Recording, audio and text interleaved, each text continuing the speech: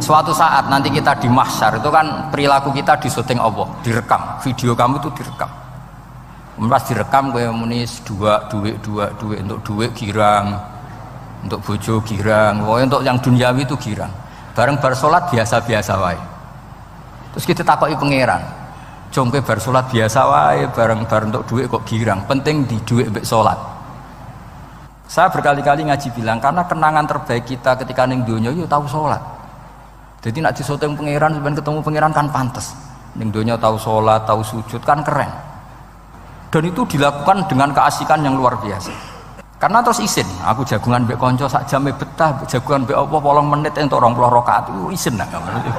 Singkat cerita Imam Bukhari itu pede meriwayatkan hadis setelah banyak orang mimpi Rasulullah niku liwat ditututi Imam Bukhari. Iku fawwah ma akhta aqdamahu qadamai Rasulillah sallallahu alaihi wasallam. Terus delamaan yang pernah diinjek Rasulullah niku mautia aqdami Rasulillah sing nate diinjek qadami napa Rasulillah. Itu Imam Bukhari persis di situ. Akhirnya ulama tahu itu maknanya betapa persisnya beliau ketika meriwayatkan hadisnya Rasulullah sallallahu alaihi wasallam. Ada lagi orang mimpi niki teng kitab Fathul Bari. Imam Bukhari itu betul khirbah itu semacam peso kecil. Yadzubu anhu itu kalau ada orang melukai Nabi, dia yang bela-belain supaya orang itu tidak bisa melukai Nabi. Dan itu ditakwil oleh ulama bahwa beliau yang nanti akan mensortir al-ahadis al-maudu'ah, dibuang semua, nggak boleh dinisbatkan kepada Rasulullah sallallahu alaihi wasallam. Jadi kamane itu jasa-jasani pun Imam Bukhari. Terus ketika beliau mau kapundhut, terus Imam Bukhari ketika mau kapundhut itu tertib sekali. Saya banyak membuktikan baik secara bacaan maupun nyata. Orang-orang soleh itu kalau mau kapundhut itu tertib. Mulane sampai nak kapundhut aja selonang-selonong. Nak mati ku sing tertib. Sing rapi lah, tertata. Kula cerita sedikit. Bapak kula niku selawasine tiap tahun nilai kula teng Jogja. Ini mboten pernah memamitkan saya sama ketua teng tempat kerja kula. Niku bapak tindak tengkene kula Jumadil Ula niku sak tak pamitno mbek kancamu, guru-gurumu, kanca-kanca kowe mulai ngenteni aku. Terus bapak Recep kapundhut. Mbah Mun juga gitu, saya menyaksikan sendiri mau kapundhut itu uang dititipkan Gus Subab. Iki aku nak balekno, nak aku ora balik wis bagi dulur-dulurmu. Terus beliau di pesawat ngendikan Gus Yasin, "Tenan lho Sin, aku tahlili." Terus ternyata di Mekah kapundhut. Itu contoh-contoh kapundhut yang tertib, beretika dan berperadaban. Nah Imam Ghazali luwih parah malih, parah kramate mboten parah masalahnya. Engko mbok potong dadi geger.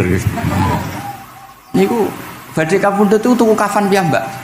Tuku kafan. Terus kanca-kanca sing perjalanan 3 hari karena dulu enggak ada pesawat. Ora ono WA. Niku diundang. Tolong direngkas ning nggonku ya. Ketika beliau kapundhut itu orang yang perjalanan 3 hari gak ada yang terlambat. Ditakoki, kenapa kamu gak terlambat? Saya sudah diundang 3 hari yang lalu. Nanti aku tuku kafan terus badhe subuh sholat terus piyambake cara Jawa nggih agak selonjor terus adike diceluk ali ya bil kafni aku jupukno kafanku. Terus diambung terus beliau ngendikan ala ridho bil intiqal ila malikil mulki pun kula ridho pindah teng alame jenengan Gusti, maksudnya kapundhut. Ya terus kapundhut. Jadi adike ya ora ribet tuku kafan, ora ribet tuku. Saiki ya ana persiapan tapi gaya-gayaan untuk kuburane wis digawe. Terus gaya mergo larang kawasane iku elit. Niku mboten keramat niku sembrono niku. Lah Imam Bukhari nggih ngoten badhe kapundhut tuh wali-wali angkatan beliau ku dipeni. Desane piyambake jenenge Khortanka, napa bacane Khortanak mboten ngerti. Pokoke kawasan Uzbek karena itu ejaan Soviet. Sauni-unimu lah bawa Khortanka, cek Khortanak, cek opo ngono lah. Sing maca penting aja bawa demaan karena tulisannya kok sik. Niku wali-wali ngipi ketemu Rasulullah teng pagar desa, teng pojok, teng pintu gerbang. Wali-wali tanya, "Ya Rasulullah, kenapa engkau di sini?" Antaziru Muhammad bin Ismail. Aku ngenteni Muhammad bin Ismail. Apa tak jak bareng. Terus wali-wali ini tangi krungu kabar Imam Bukhari kapundhut. Nama beliau kan Muhammad bin Ismail. Jadi akhirnya wali-wali ngerti. Jadi ya badhe kapundhut iku ditunggoni Rasulullah sallallahu alaihi wasallam. Kula waca nggih, tak waca Arabe. Engko nak mboten paham nggih muni amin amin niki semene. Mboten santai mawon sampean. Kula niki mumpung dadi wong saleh mergo nderekaken kersane Habib Bidin. Ya kadang saleh kadang ora, nek ora saleh ya istighfar wis gampang. Urusan mbek pangeran niku gampang. Ribet urusan mbek manusa. Wis yo sepuro yo kadang gremeng ya. Tapi ora usah kaget ya apike manusa kalah apik mbek pangeran. Pangeran wis Ghafur kok manusa kok Ghafur ketok ya ora lah wis biasa wae ngoten. Gampang urusan mbek pangeran ya. Ya cara kaidah fikih kan ngoten. Haqqullah mabniun alal musamaha. Urusan mbek pangeran niku gampang. Nah, urusan mbek manusa ruwet ya. Sing dawuhe ahli niku wis nderena. Niku fakta apa pengalaman ya? Pengalaman apa fakta? Pengalaman. Pengalaman. Niki kanca kula oleh ahli Ali Al-Habsyi. Nggih boten enten perkembangan mulai riyen mbek kula ya ora jelas ya. Nggih kula waca ya. Akhbarana Muhammad bin Makki sami'tu Abdul Wahid bin Adam At-Tawasis yaqul ra'aitu an-nabiyya sallallahu alaihi wasallam fi naumi wa ma'ahu jama'atun min ashabi wa huwa waqifun fi mawdi'in fasallamtu alaihi faradda alayhi assalam faqultu ma wuqufuka huna ya Rasul qala antadhiru Muhammad bin Ismail falamma kana ba'da ayamin balaghani mautu fanadhartu fa idzan huwa qad mata fi sa'ah allati ra'aitu fiha an-nabiyya sallallahu alaihi wasallam. Monggo nggih nak badhe kapundhut sing tertib nggih. Habib Ali bin Utsman kabari Habib Bidin ya Ali Al-Habsyi ya Muhammad kondo-kondo sik dadi saged takziah nggih. Dadi niki mboten niki ditiru nggih monggo, mboten nggih sae kersane mboten nyaingi Imam Bukhari. Nah kula kadang salah iku ya istighfar, tapi kadang-kadang ya biasa. Nah aku bener terus ora kaya Imam Bukhari, dadi ben salah sithik-sithik ora ben salah ya tetep salah, sementing gelem istighfar, gelem nak menawa iku dadi tawadhuke kita semua. Tapi yang jelas niku kula suwun kitab ini kitab barokah karena para habaib, para wali semuanya pakai kitab napa? Bukhari. Wau sing didhawaken teng dongane Habib Abu Bakar Segaf Kutub Gresik bahwa ya Allah kita mendengar hadis-hadis yang diriwayatkan Imam Bukhari dan semuanya mengarahkan kita tambah mahabbah kita li taatika untuk taat kepada jenengan. Saya beri contoh satu betapa hebatnya Rasulullah SAW untuk menjaga kenyamanan kita dengan Allah Ta'ala. Misalnya Sayyidul Istighfar yang tadi baru dibaca. Saya berkali-kali bilang wong khusuk-khusuk sing berlebihan. Nah istighfar nangis kaya-kaya nasi pendekne mau dosa tok. Sale bar delok wong wedok ning pertolon nangis ora barbar. Oke itu bagus karena eling maksiate. Tapi seakan-akan sifati Allah yang ngasih dia maksiat dan hubungannya dengan Allah hanya ditedir maksiat. Padahal Allah tadi ngasih dia sholat subuh, ngasih dia sholat duhur, ketemu habaib hormat, ketemu kiai hormat. Reputasi Allah yang baik ini enggak dihitung. Si dihitung salah ini. Sehingga terus dia akhirnya sumpah, nak keterusan itu akhirnya rondo, sama aja terus nol guys pokoknya. Tapi kalau Nabi ngajari kita tidak seperti itu. Sayyidul Istighfar di antara kata-katanya tetap Abu ulaka bi ni'matika alayya. Gusti apapun kula niki makili kita loh ya, tidak makili Kanjeng Nabi. Tentu kalimat itu dari Rasulullah. Tapi anggap saja yang baca kita. Ini penting dalam ilmu hadis. Ya Allah apapun salah saya wau kula teng terminal teng napa delok itu oke niku salah Gusti. Tapi kula ditakdir gak nganti zina. Kanggo wong biasa-biasa ngene iki ora nganti zina iku top. Tapi aja terus delok terus iki cerita wae. Dadi delok istighfar tapi ra nganti zina alhamdulillah. Bar delok tok ya istighfar tapi ra takok nomere iku alhamdulillah. Ora moto terus dikeloni ning kamar. Alhamdulillah. Artinya ada sisi nikmat lah. Wong rai pas-pasan wae kok saleh ngono kan top ya. Ora top delok top ra nganti teruse gitu. Dan Quran membenarkan model ngono iku, maksudnya membenarkan itu dimaklumi.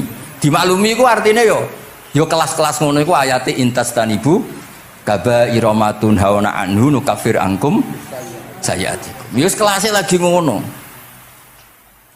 Tapi maksud saya kowe kudu eling sisi Abu ulaka bi ni'matika alayya. Ya Allah kula delok kok ora zina ya ora takok nomor.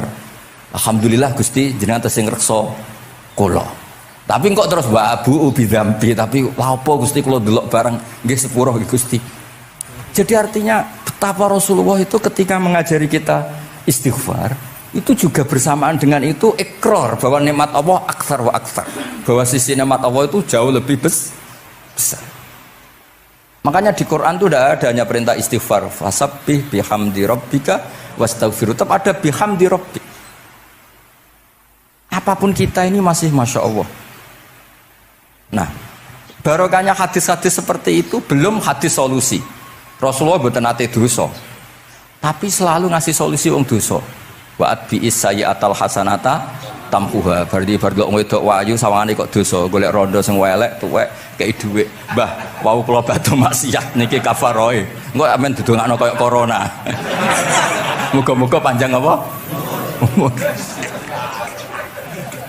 Artinya itu mboten niki mboten mungkin nak kula salah ben dikoreksi Habib Ali. Tapi Habib mun terlambat dadi sungkan mesti.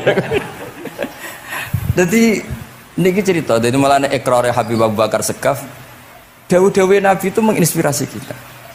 Belum masalah adamul kunuti wal yasi. Semua orang Islam seluruh dunia itu enggak ada yang putus asa. Meskipun ahlul ma'asi, ahlul kabair.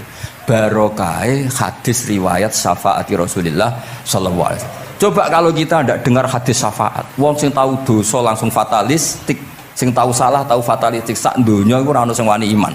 Perkarane kabeh gak ada salah. Tapi barokah syafaati Rasulullah sing diriwayatkan Al-Kutubus Sittah, sing diriwayatkan kitab-kitab sing muktabar. Akhirnya wong wani iman. Senajan to salah wis wani iman. Engko arep-arep syafaat Rasulullah sallallahu alaihi wasallam. Terus sing ra maca Bukhari, soalnya tiap pidato sholawat salam kunjuk kanjeng Nabi Muhammad sallallahu alaihi wasallam. Engkang kita tenggo syafaate teng dina sing diarep-arep hubungane mbek Nabi dhewe jarang maca sholawat, sing penting nenggo syafaat. Wes ngono lah, sing penting ku ndadekno iman biwujudis syafaat. Wah niku terakhir tentang Isra Mi'raj. Ono kata-kata mungkin Gus Apang nyanyine mari sedilo mungkin. Nah, niki kitab Fathul Bari tentang Mi'raj niki kan tesih Isra Mi'raj. Dados nabi ku ya manusa ya kadang-kadang ya rondok cara boleh dibahasakan ya rondok ra ikhlas. Dibahasano hasud kok kasaran ya ora pati ikhlas. Tapi ora ikhlase nabi niku barokah. Riyen kita tahu pertama wajib salat ku 50. Nabi Ibrahim di langit ke-6, kila 7. Kalau ora roh persise urutane mergo riwayate beda-beda ono semene 6 ono semene 7. Mengko ya ora roh dhewe pokoke nek ora 6 ya 7. Coba bantah kula. Akhirnya Nabi Ibrahim jenenge capek. Apa mat diceluk wong pancen bae. Dikan salat 50 rakaat. Mendel Nabi Ibrahim, ora biasa bantah. Bareng tok Nabi Musa bantah. Apa mat 50? Dekne asline bantah iku ora kok perkara piye. Asline iku gak krana sak kita mboten. Rodok ngeprekno lah cara Jawa. Piye mat 50? Umatku sing gagah-gagah ra kuat temene umatem. Dadi asline iku yo rasake kita. Mulane kula rapati utang jasa asline di bab ini karena asline iku terusane inna ummataka la tutiku dzalik. Umatmu ra kuat. Wong Bani Israil umatku sing gandeng-gandeng gagah-gagah ra kuat temene umatmu. Padahal kita ya nyatane ra kuat tenan, tapi alhamdulillah. Singkat cerita terus rodok terjadi debat kecil. Kanjeng Nabi karena ahsanan nasi khalqau wa khuluqa. Nurut mawon. Matur yang pangeran Gusti khafif anni. Sampai pangeran disudo 5 berarti itu saya pinten? Matur nang Nabi Musa iki abot 45. Jaluk ringanan neh. Sampai akhirnya ping 9. Ping 9 berarti 5 ping 9 kalong pinten? 45. Lah ini sakjane Nabi Musa sae. 5 lah cek jaluk neh keringanan. Waduh nak sido. Niku pun ra sidono wajib salat. Tapi pertanyaannya lha apa ada Mi'raj jebule ratu apa kan ngoten. Itu jasanya Nabi Musa, baru kayak protes niku 50 dadi pinten? Gangsa. Tapi itu sisi Nabi Musa. Tapi kalau niki cerita teng riwayat niki teng Fathul Bari kula waca mawon. Ketika Nabi Musa di langit ketiga atau keempat, ini kan dilangkai Kanjeng Nabi. Dilangkai nu nangis. Nangisnya nu nangis ya nangis protes. Ditakoki ibu malaikat Jibril, kenapa kayak nangis? Grutu itu gak adil guys. Cah wingi yuk ngangkai makomku. Grutu. Akhirnya Kanjeng Nabi takok, niku sinten? Iku Musa. Nembe nopo? Ya nembe grutu. Sing digrutoni sinten? Pangeran. Lah terus pangeran gak piye-piye? Gak, wis biasa aja. Mboten niku lho mboten gawe-gawe. Nek ora percaya sampean waca dhewe kitabe. Kok eja sithik-sithik. Terus lah kena apa? Ya mergo sampean luwih enom tapi nglangkai makome, rada ra trimo. Marane tabayun kan cara saiki tabayun dikonfirmasi. Kula waca mau narape, mungkin nek sing ra ngandel nggih ben ngandel, nek sing ra ngandel nggih ben ya ben goblok wong tak wacana kok ora ngandel.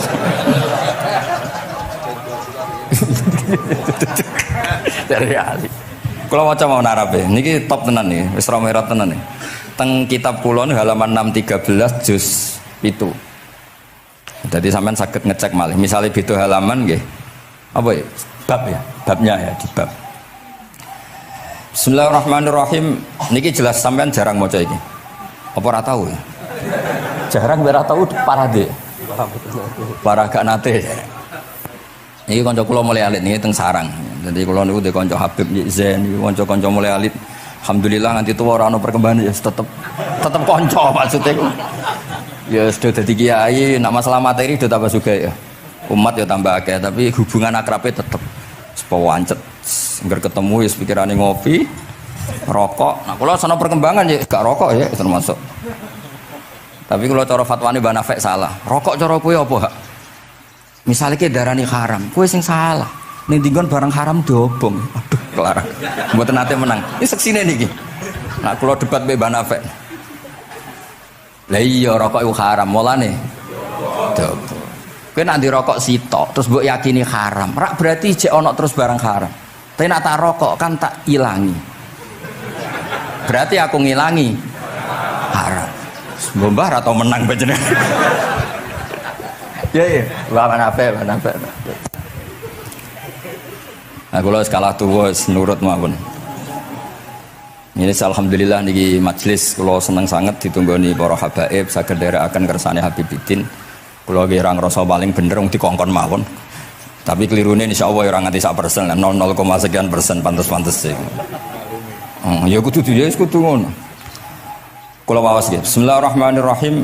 Ketika Nabi sinten? Musa ya, kesalib Nabi Muhammad sallallahu alaihi wasallam niku nangis. Terus lam azunna ahadan yurfa'u alayya. Saya itu tidak pernah mengira ada orang diangkat meninggi saya. Gak terima. Terus mergo napa? Yas banu Israil anni akramu 'ala Allah. Umatku wis kadung yakin nek saya ini yang terbaik kok dilangkai wong ku piye? Kaya kula misale sedarani wong alim alamah terus jebule keliru kalah mbek Amang kan yo isin. Tapi berarti Amang putune Nabi mboten isin kula nek kalah mboten isin. Ya buatan yakin buatan isin. Apa isin kalah ya apa-apa. Tapi ini kan jaga imet kan. Misalnya kalau tengkeling terus Ali terus wong ndek kanca ya Bidin ini cerita lucu tenan ini kisah nyata. Jenenge Kiai Izzuddin Buntet itu top-top kiai di era itu. Dua santri niku tiang Cirebon asli Jakarta. Jenenge Budi. Ini kanca niku tak sebut jenenge wong cerita lucu. Dia itu bangga dengan kiainya karena orang Jakarta. Iku mergo angger kiai mek Kiai Izzuddin ku nyucup. Bangga dek mergo kiyaine ra ono sing ngalahno. Kabeh kiai sak kawasan kono iku nyucup. Suatu saat ana pengajian ngaturi Mbah Mun ya Mbah Maimun Zubair. Kiai Izzuddin nate mondok sarang. Bareng wonten Mbah Mun Kiai Izzuddin nyucup. Niku bocah niku teng tingkat 2. Aduh kiai ku keok. Gak terima.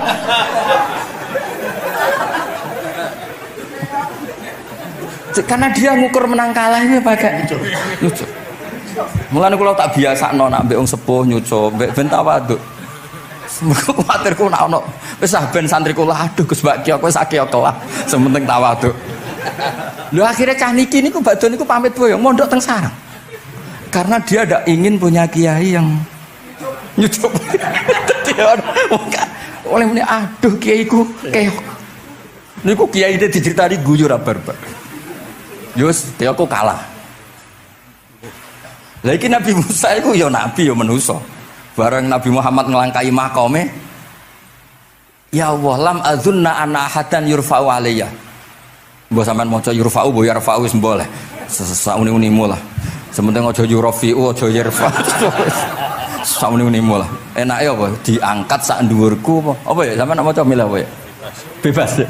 Apa ya nama macam Yurfa'u wedi nek mergo ngarepe wong akeh sakake kula maksude nak. Akhirnya terus ditanya sama malaikat Jibril, kenapa kira-kira kan? Wahum yaz'umu banu Israila anni akramu 'ala Allah wa hadza akramu 'ala Allah minni. Ini urusan nama umatku wis yakin saya ini nabi terbaik. Masalah kan cara image. Kaya wong elek pacaran terus kancane luwih ganteng kan ya mriyang kan. Mulane kabeh iku anggere pacaran mesti ngajak kancane sing luwih elek. Niku pengalaman. Masalah kan. Kaya ustad, nak ngiyai apa ngiyai ning desa-desa moh ngajak kancane sing luwih alim, masalah ya. Golek penderek sing wis ora apa-apa lah kira-kira. Kula termasuk ndek nyali, ngaji ngajak ya amang ngedal ngalim. Kula termasuk kiai ndek nyali. Mbon. Walau kana hadza wahdah hana aliyya. Maksudnya nak aku kalah mbek Nabi Muhammad wis gak apa-apa lah, secara pribadi aku kalah gak apa-apa. Oke. Pancen iki sing dipilih aku kalah gak apa-apa. Walakin ma'ahu ummatuhu wa hum afdhalul umam indallah. Lho nak antar ketua kalah aku ora masalah, oke lah. Lho tekan sak umatku yo kalah, dadi gak trimo. Dadi wong ra trimo iku yo oleh sithik-sithik tapi Nabi Musa wae ora trimo. Terus walakin ma'ahu ummatuhu wa hum afdhalul umam indallah. Jadi sampean-sampean iki itu orang yang digugat Nabi Musa. Monggo di Fatihai kersane mboten gugat. Jadi nak pas kalah mbek Nabi Muhammad itu pun ikhlas ya, tapi bareng kalah mbek antar umat kalah niku gak trimo. Walakin ma'ahu ummatuh wa hum afdhalul umam indallah. Lah niki sing lucu. Qala Jibril, hadza Musa. Wa may yu'atibu, kanjeng Nabi tanglet. Wa may yu'atibu, terus sing digumami sapa, sing digremi sapa? Qala yu'atibu rabbahu fika. Lho niki kula maca. Kok nak kurang marem tak seksine ya amang takon maca. Yu'atibu rabbahu fika. Qultu wa yarfa'u sautahu ala rabbi. Ning ngarepe pangeran ya wani pahpoh ngono gamane cara Jawa iku. Qala innallaha qad arafa lahu khiddata. Pangeran biasa, nak ngomong ya rada keras ngene dadi pangeran wis biasa maklumi. Wa fi riwayatin innahu ya'rifu dzalika minhu. Allah kenal banget. Ini jenis wong protes iku wis kenal banget. Terus, nah ini terus mulai analisis ulama. Qala ulama lam yakun buka Musa hasadan ma'adallah fa innal hasad fi dzalikal alam manzu'an ahadil mu'minin fa kaifa biman istafahu wa ta'ala bal kana asafan ala ma fatahu minal ajri alladhi yatarata bil arfud. Ini kan analisis walhasil hakikate Nabi Musa mboten hasud tapi ya serapati siap kalah wae dan niku ya normal wae wong manusa. Dan semoga nak sampean ra siap kalah mbek kula nggih saged maos Bukhari, saged maos Fathul Bari. Nah, misalnya kepeksa ya eling salah ya aja eling bener e. Tapi sampean kok nantang Qur'ane nak salah ditulis itu, nak bener ditulis 10. Mulane kalau nak salah ya kira-kira cek duwe 9 lah. Bagi 10 dikurangi pinten? Setunggal. Tapi mboten penting lah. Sing penting niki kula cerita. Kula seneng mboten krana ngrasa paling bener mboten saged nderekaken kersane Habibiddin, para habaib, para kiai. Kula posisi makmur diminta kula suwun niki nambahaken mahabbah kita teng Rasulullah sallallahu alaihi wasallam. Apalagi tadi saya minta ijazah Habibiddin karena dapat ijazah dari Habib Salim bin Umar bin Muhammad Asgaf. Ijazah dari Habib Abu Bakar Segaf tentang doa Khatmul Bukhari dan tadi doa yang luar biasa. Jadi saya pastikan bahwa kita seperti ini tuh barokahnya riwayat sahihah. Andaikan kita ngikuti riwayat misalnya murtakibul kabirah itu kafir, orang melakukan dosa itu kafir, kayak apa umat Islam akan habis karena semuanya yang pernah salah akan merasa kafir dan merasa repot. Ini barokah ahadisus syafa'ah, barokahnya ya pokoknya akhirnya semuanya punya harapan nanti ketemu Allah itu untuk syafaat. Barokah itu harapan mereka tetap jaga iman, jaga kebaikan-kebaikannya, enak menowo semua itu bisa menghapus kesalahan. Jadi agama ini selalu datang bawa solusi. Oke, semua manusia kulubani adam khotoun, semua potensi salah. Al-insan makhluk khota apa? Tapi Nabi ngasih solusinya. Wa'at bi isayyatal hasanata tamhuha. Atau kalau di Quran innal hasanat yudhibnas sayyi'at. Dan ini membantu kita, menguatkan kita. Bahkan ada beberapa riwayat yang mangqala lewat dakhalal jannah terus macam-macam lah wa inzana wa insaraka macam. Bukan pernah kita tidak pernah mensyariatkan hal-hal yang buruk, pasti tidak pernah. Tapi jangan pula yang pernah buruk kemudian ditutup pintu tobatnya, tidak seperti itu agama. pintu Toba tetap maftuh sampai apa matahari apa terbit dari barat. Terus niki kula maos teng kitab kula niki kersane niki seksine ben loro niki ya amang takkan maca muliyas umu bani seben ya ben barokah. Iki muliyas umu bani Israil. Muliyas umu bani Israil. Bener. Bismillahirrahmanirrahim. Qala Musa yaz'umu banu Israila anni akramu 'ala Allah wa hadha akramu 'ala Allah minni. Zada al-Umawi fi riwayatihi walau kana hadha wahdahu hana 'alayya walakin ma'ahu ummatuhu wa hum afdalul umami 'inda Allah wa fi riwayati Abi Ubaidah. Nah, terus ini Faqala Jibril hadha Musa qultu wa man yu'atibu qala yu'atibu rabbahu fika qultu wa yarfa'u sawtahu 'ala rabbih qala inna Allah قال إن الله قد عرف له حدته وفي حديث ابن مسعود عند الحارث وأبي يعلى والبزار وسمعت صوتا وتذمرا فسألت جبريل فقال هذا موسى قلت على من تذمره قال على ربه قلت على ربه قال إنه يعرف ذلك منه إنه يعرف ذلك. Ini yang terakhir barokahnya kitab Bukhari juga kita maklumi ya, meskipun sifatnya hanya maklumi. Kalau ada orang satpam, macak satpam sholat, petugas SPBU ketika dengan seragam SPBU gini apa? Sholat. Meskipun kita yakin berpakaian ahsanil ahwal, kados jubah, amamah itu sunat, kita yakin seyakin-yakinnya. Tapi barokahnya Imam Bukhari, kemudian kita tahu bahwa komunitas kita, pantasnya penjaga SPBU macak piye, penjaga napa Indomaret itu macak piye, satpam pancene macak piye. Terus ketika kalau sholat itu piye? Ini saya beri contoh. Bismillahirrahmanirrahim. Ini halaman 75 di bab sholat kitab Bukhari juz 1.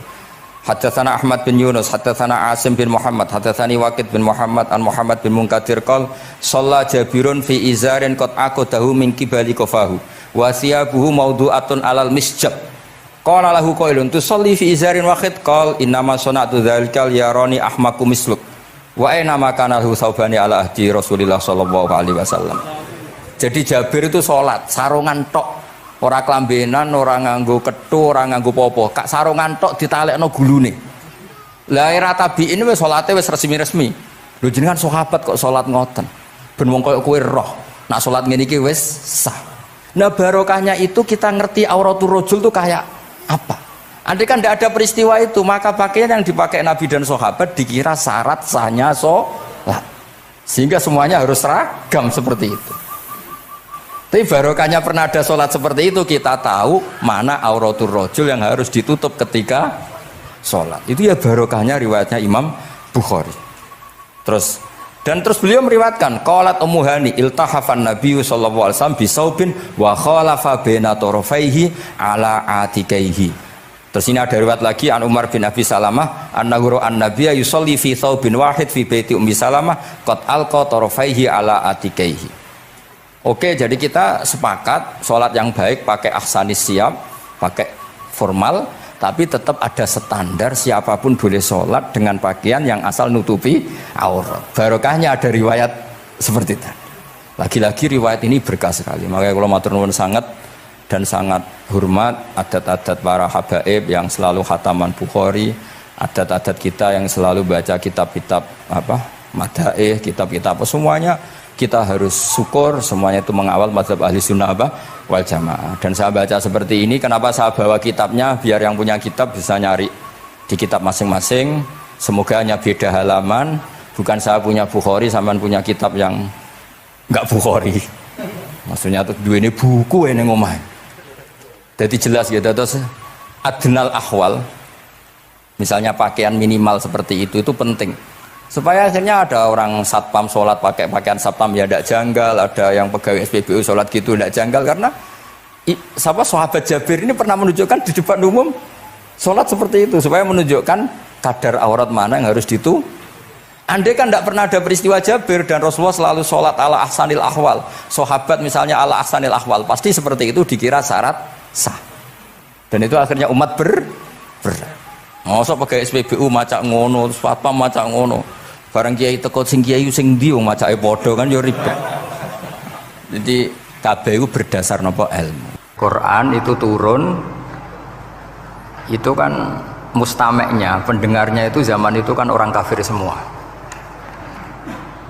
Makanya pertanyaannya itu untuk jadi ahli tafsir itu syaratnya ada enggak? Ya syaratnya ada, harus paham itu. Lalu syaratnya paham itu apa? Untuk Quran itu syaratnya satu, ya dapat hidayat itu. Karena kalau kita pakai standar apapun itu tidak bisa. Karena banyak orang kafir dulu karena punya pengetahuan yang baik tentang uslubul kalamil Arab, itu Quran turun itu memahami dan faham. Ini termasuk yang diceritakan Shahibus Shahih, yaitu Imam Bukhari. Imam Bukhari itu cerita ada orang namanya Jubair bin Mut'im, itu kafir. Seorang lagi ya, Jubair bin Mut'im itu kafir. Dia datang ke Madinah untuk negosiasi Asra Badrin, tawanan perang Badar. Delalah pas itu Rasulullah SAW memimpin sholat maghrib, baca surat Wattur wa kitabim mastur fi raqim mansyur. Si Jubair ini mendengarkan terus. Mendengarkan itu kok enak. Nah dia mulai argumentasi kekafirannya terganggu, logika kekafirannya terganggu.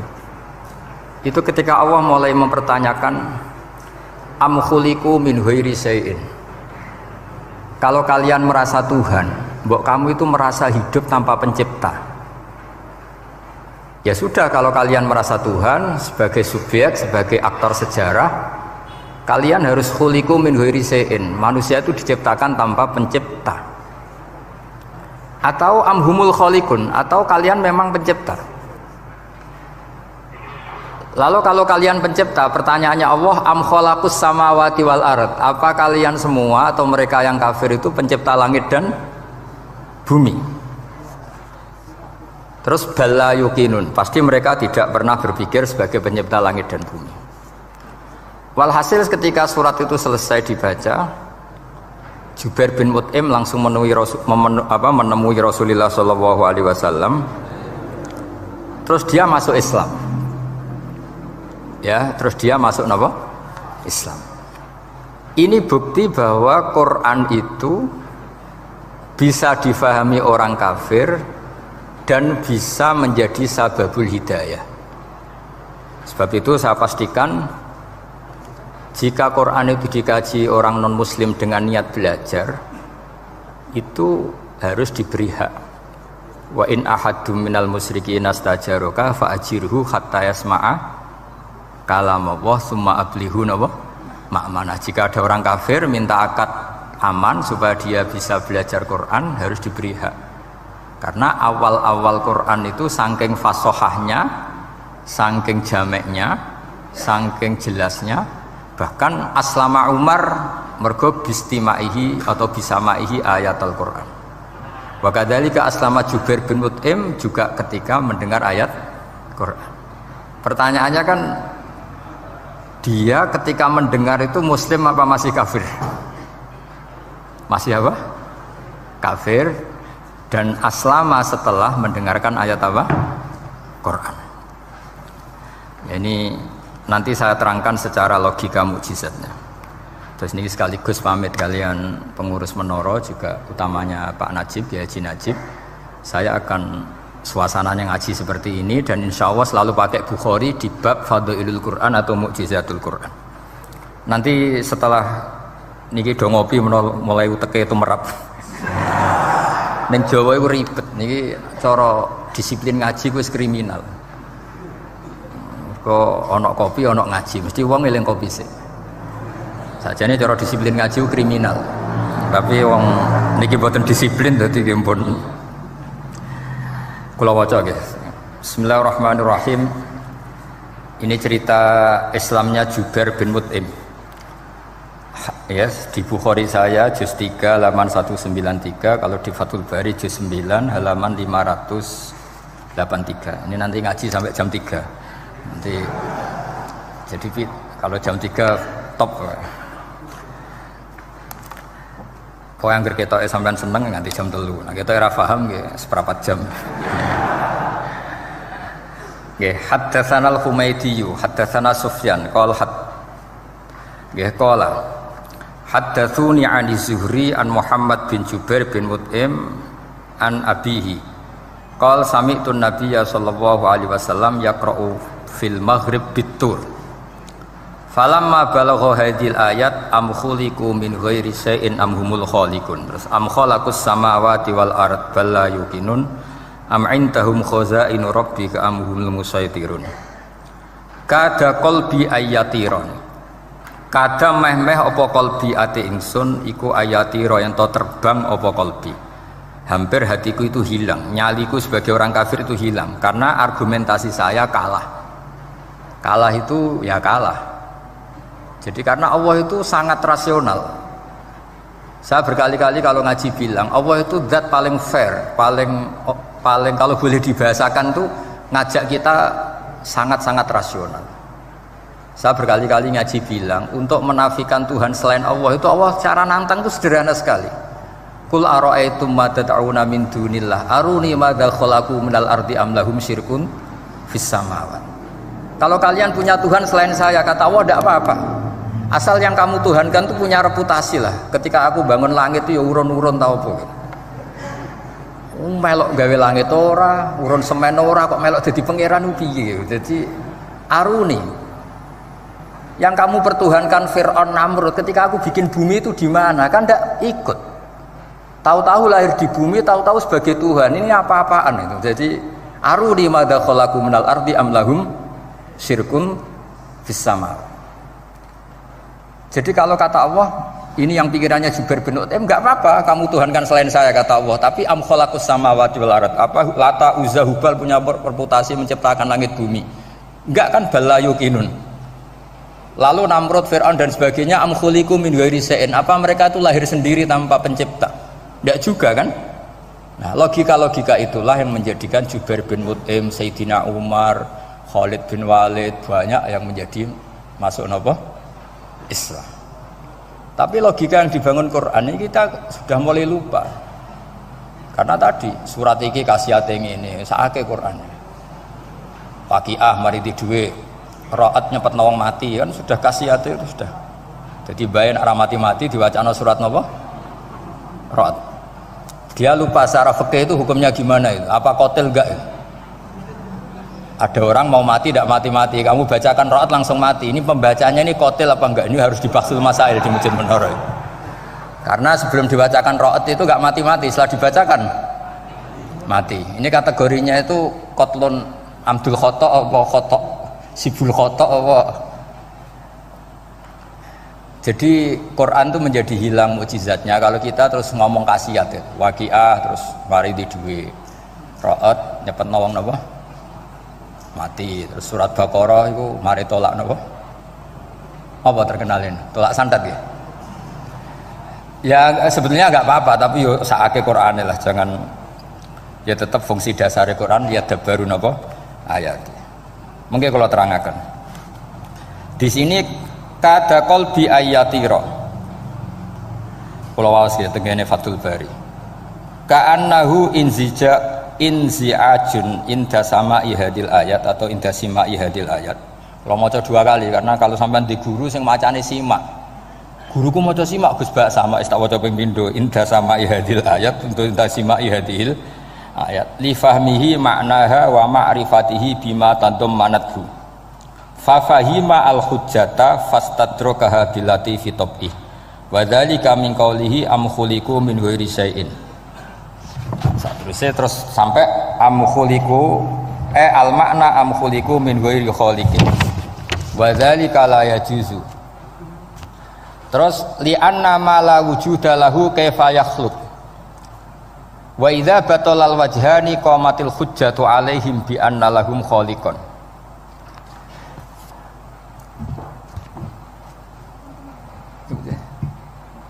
Wah, aneh-aneh. Ganti kegiatan ya biasanya. Lah semulang orang ngrungokno ora senoto mix pokoke. Jadi Islam itu orang harus punya amitus sholihat. Jadi nak gak mulang, yang ngrungokno, nak orang yang nonton apa?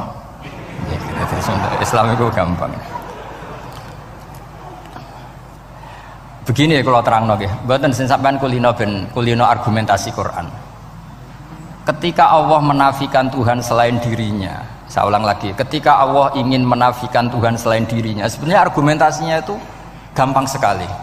Kita tahu di awal juz 6 misalnya qul ara'aitum ma tad'una min dunillah, ara'aitum di tafsir-tafsir akhbiruni. Coba saya kasih tahu ara'aitum bi makna apa? Akhbiruni. Coba kasih tahu saya. Kalau mereka itu Tuhan apa reputasinya? Aruni, tunjukkan ke saya. Madza khalaqu minal ardi. Ketika aku menciptakan bumi itu mereka urun apa? Fir'aun lahir di bumi, Namrud di bumi, Nabi Isa di bumi. Semua yang kamu tuhankan lahir di bumi. Lalu ketika bumi diciptakan kontribusi mereka itu apa? Mbok kalau yang merasa jadi Tuhan tuh mbok yo gawe lah urun gitu. Gampangane iku yo wong iku ana kualifikasine. Nek dadi kiai iku yo tau mutolaah. Tau ngaji bafail macam-macam lah soalnya. Nek dadi wong sugih iku syaratnya ya diwarisan atau pekerja keras. Kan kabeh ana syarat. Mosok dadi pangeran tanpa kualifikasi. Dadi presiden yang menang di pemilu gitu. Ini jadi Tuhan kok tidak punya reputasi aruni madza khalaqu minal ardi am lahum syirkun fis samawat. Kok jadi Tuhannya bumi ya reputasinya menciptakan bumi. Lah Jubair bin Mut'im itu orang kafir, saya ulang lagi orang kafir. Terus Allah membombardir dengan argumentasi am khalaqus samawati wal ard. Yang kamu tuhankan apa menciptakan langit bumi? Am khuliqu min ghairi syai'in, apa yang kamu tuhankan itu wujud begitu saja tanpa pencipta. Wos pokoknya dibombardir gitu. Sampai beliau tidak kuat, akhirnya matur Rasulullah asyhadu alla ilaha illallah wa annaka Rasulullah. Jadi dulu itu mukjizatnya Quran itu orang kafir saja tahu. Saking dahsyatnya, logika yang dibangun itu saking dahsyatnya. Dan itu murni argumentasi ilmiah, bukan jimat, mboten. Terus diwaca sakmene ambek poso, iku mboten enten ngoten riyen. Yes, pokoknya memang ilmiah. Saya punya sekian contoh. Sampean boleh nggak percaya, tapi kebangetan arep percaya. Dulu di antara sifatnya Rasulullah, saya sering ya kadang-kadang ya kepengen emosi lah. Wong dikandani pangeran kok angel ra karuan. Tapi dulu para nabi itu disifati Allah qad ja'atkum bayyinatum mir rabbikum. Orang-orang kafir dulu disalahkan Allah karena sudah ada bayinah. Bayinah itu kebenaran yang ketok welo-welo, begitu jelas. Sehingga Allah ketika mensifati kekasihnya yaitu Rasulullah SAW, itu status yang ditonjolkan Allah itu apa? Lam yakunil ladzina kafaru min ahlil kitab wal musyrikin munfakina hatta ta'tiyahumul Bayinah itu siapa? Rasulun minallah yatslu suhufam mutahharah. Orang kafir yang ngotot terhadap kekafirannya, baik ahli kitab maupun orang musyrik, itu tidak akan tercerabut dari akar kekafiran sehingga datanglah bayinah. Bayinah itu kejelasan yang benar welo-welo. Siapa itu? Rasulun minallah yatslu suhufam. Nah, benar welo-welo itu karena argumentasinya dibenturkan. Saya ulang lagi, dibenturkan. Saya beri sekian contoh argumentasi yang dibenturkan. Saya berkali-kali cerita kalau ngaji. Lama sekali, ya saya ulang lagi, lama sekali cara berpikir orang kafir, entah kafir Cina, entah kafir Quraisy itu sama. Di mana-mana Tuhan itu penyelesai problem. Pikiran mereka, kalau problem itu banyak ya Tuhannya harus banyak. Makanya ada dewa petir, dewa dewi keberuntungan, macam-macam. Di orang kafir jahiliyah juga sama. Ini Tuhan spesialis hujan, ini Tuhan apa sesuai fungsinya. Sehingga ketika Rasulullah itu datang membawa konsep satu Tuhan, mereka protes. Disebut aja'alal alihata ilahaw wahida inna hadza la syai'un ujab. Masa Tuhan satu, padahal problem kita ini banyak. Inna hadza la syai'un ujab, ini aneh. Tapi Nabi secara telaten adu argumentasi. Kalau kamu sebagai pembantu, sebagai budak, lalu majikan Anda banyak, semuanya punya perintah yang beda-beda. Kamu suka apa enggak? Ya tidak suka Muhammad. Enak mana majikan banyak sama majikan satu? Ya enak satu. Tuhan kamu itu majikan kamu. Kalau Tuhan kamu majikan kamu, kalau Tuhannya banyak, perintahnya beda-beda, habis kamu. Ya sudah, Tuhannya satu saja. Itu namanya bayinah. Bayinah itu argumentasi yang enggak terbantahkan. Nah, itu yang disebut hatta ta'tiyahumul, itu disebut daraba wa mathalar rajulan fihi syuraka mutasyakisuna wa rajulan salamal lirajul hal yastawiyani masalah alhamdulillah. Jadi ketika mereka dijak argumentasi, oke mat, kalau majikan banyak itu gak enak, enak majikan satu. Wa rabbukum sayyidukum, Tuhan kamu itu majikan kamu, maka enak satu. Oke Muhammad, kita terima konsep itu. Alhamdulillah akhirnya mereka Islam. Nah sekarang enggak, berjuang ngamuk ya. Dijak logika itu rapati gelem. Nah, begitu juga tentang syarik. Saya berkali-kali kalau ngaji cerita, saya sebagai manusia mungkin atas nama hati saya sering tidak ikhlas. Tapi atas nama ilmu itu saya ikhlas terus. Nggak pernah ada ikhlas atas nama ilmu. Saya beri contoh, sampai aku pengen ikhlas permanen. Meskipun aku sepotonganmu ora ikhlas, tapi ini latihan, jenenge latihan. Nah ini saya beri contoh, nanti setelah pulang ngaji ini pasti ikhlas. Secara ilmu paling enggak. Ya saya ulang lagi secara hati sing roh hati banyak kepentingan lah jenenge hati. Lama sekali kita ikhlas mengatakan ini putih, ya kan? Kertas ini putih apa hitam? Putih. Kamu ikhlas gak? Ikhlas kan? Gak ada yang bayar kan? Kamu mengatakan putih kan gak bayar. Terus peci saya ini orang pasti sepakat ini hitam. Dan lama sekali orang mengatakan ini hitam tanpa ada yang gaji. Nah kenapa kita ikhlas? Karena memang faktanya ini putih, sehingga kita katakan putih. Peci hitam, faktanya juga hitam, sehingga kita katakan. Pertanyaannya, kenapa ketika Allah kamu katakan Tuhan, kamu udah ikhlas? Padahal kamu mengatakan ini putih-putih, gak ada yang gaji juga mau. Alasannya apa? Karena ini fakta. Gimana? Sekarang Allah Tuhan itu fakta apa enggak? Fakta. Loh kenapa untuk mengatakan Allah Tuhan kamu nunggu opah? Lha iku ngawur tau ora cara ilmu. Mboten ngawur mboten. Ngawur kan? Harusnya kalau mengatakan fakta itu yang ikhlas. Putih kita katakan putih, hitam kita katakan hitam, meskipun nggak ada yang bayar. Nah itu ilmu. Maka kalau kita dengan ilmu nyembah Allah mesti ikhlas. Ya Allah memang kau Tuhan ya tak sembah. Atas nama ilmu loh, saya ulang lagi, atas nama. Tapi kalau atas nama hati, Gusti nggih nyembah lah Gusti nyuwun opah lah kula ini kan. Maksudnya ku yo piye no, dadi ribet. Makanya di bab fakta itu Allah ngendikan waman azlamu mimman abadani li jannatin aw narin. Laulam akhluq jannatan wala naron alam akun ahlan al-uto'ah. Siapa yang lebih zalim ketimbang orang yang menyembah saya yang karena takut surga atau ingin masuk surga atau takut neraka. Andai kan saya sebagai Tuhan tidak menciptakan surga atau neraka, apa terus saya tidak dituhankan? Umpama pangeran ragai swarga neraka tetap pangeran toh? Tetap pangeran kan? Jadi ilmu itu beda dengan rasa. Ilmu itu pasti objektif. Nah, dulu saya ulang lagi, orang kafir itu dijak begitu itu mau. Sehingga ketika mereka Islam hari pertama saat itu juga langsung ikhlas karena logikanya permanen. Saya beri contoh ya. Orang kafir itu kan pernah nganggap fungsi Lata, Uzza, Hubal, Manat itu setingkat sama Allah. Padahal mereka oleh mereka dianggap syarik, dianggap setara, dianggap mitra, dianggap sederajat dengan Allah. Sehingga mereka diceritakan Allah balhum qaumu ya'dilun. Mereka komunitas kaum yang menyamakan selain Allah dengan Allah. Padahal gak mungkin kan, selain Allah setara dengan Allah kan gak mungkin. Iku dulu lan nerangno kangelane sak boleh. Cara gurune kuwi. Iki gurune Kanjeng Nabi Muhammad sallallahu alaihi wasallam. Iku nerangkan sekali itu orang kafir paham semua dan semuanya masuk Islam. Itu hebatnya bayina hatta ta'tiyahumul bayin. Nabi cara nerangkan diajari Allah begini. Misalnya saya kerja keras, kemudian beli Innova. Ya, atau adol warisan beli Innova. Kemungkinannya kan kerja keras atau warisan. Utawa ngerayu mertua kelar tuku Innova. Kemungkinan itu sing rodok dake itu jalur pintas ngerayu mertua. Lewat bojone maksudnya. Semacam-macam lah. Apapun itu ciri khas pemilik itu nggak ingin orang lain itu setara dengan dia. Kue kerja keras nabung puluhan tahun beli Innova, kemudian teman kamu udah ikut beli, cara menguasai Innova itu sama dengan kamu. Nak nyiler atau pamit atau bensin sok enak ide. Kue mangkel gak kira-kira? Kamu punya rumah, terus ono wong mlebu slonang-slonong kayak pemilik, kamu mangkel gak? Mangkel. Nah, Allah cara membuat tamsil itu ya begitu.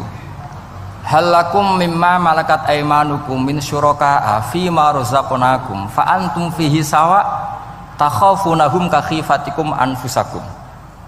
Coba kalau kamu punya barang, kata Allah, kamu punya barang, punya sesuatu dan itu milik kamu karena kamu yang beli. Kemudian ada orang lain yang cara memilikinya sama dengan kamu. Mau enggak kamu seperti itu? Ya tidak mau Muhammad, ini milik saya kok ada orang lain yang merasa setara dengan saya, tidak mau saya.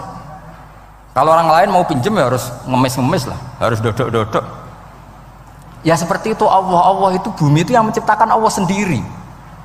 Kemudian kamu menyertakan orang yang tidak ikut menciptakan setara dengan Allah, ini apa-apaan? Oke Mat, kalau gitu Allah la syarikalah. Jadi itu tamsil apa? Saya ulang lagi ya, kalau kamu beli Innova, mau nggak ada orang lain yang cara menguasai Innova itu setara dengan kamu? Mau nggak? Nggak mau kan? Bahkan istri saja nak nganggo kudu pamit. Nah lagi nengan, arawan nengan ya oleh.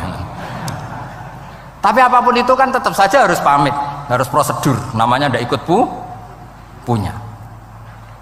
Nah itu kemampuan ini yang mulai hilang di umat Rasulullah. Jadi Nabi itu punya fatona. Fatona itu kecerdasan untuk memberi penjelasan. Disebut orang kafir itu tidak akan infikak, tercerabut dari cara berpikir mereka, munfakin hatta ta'tiyahumul.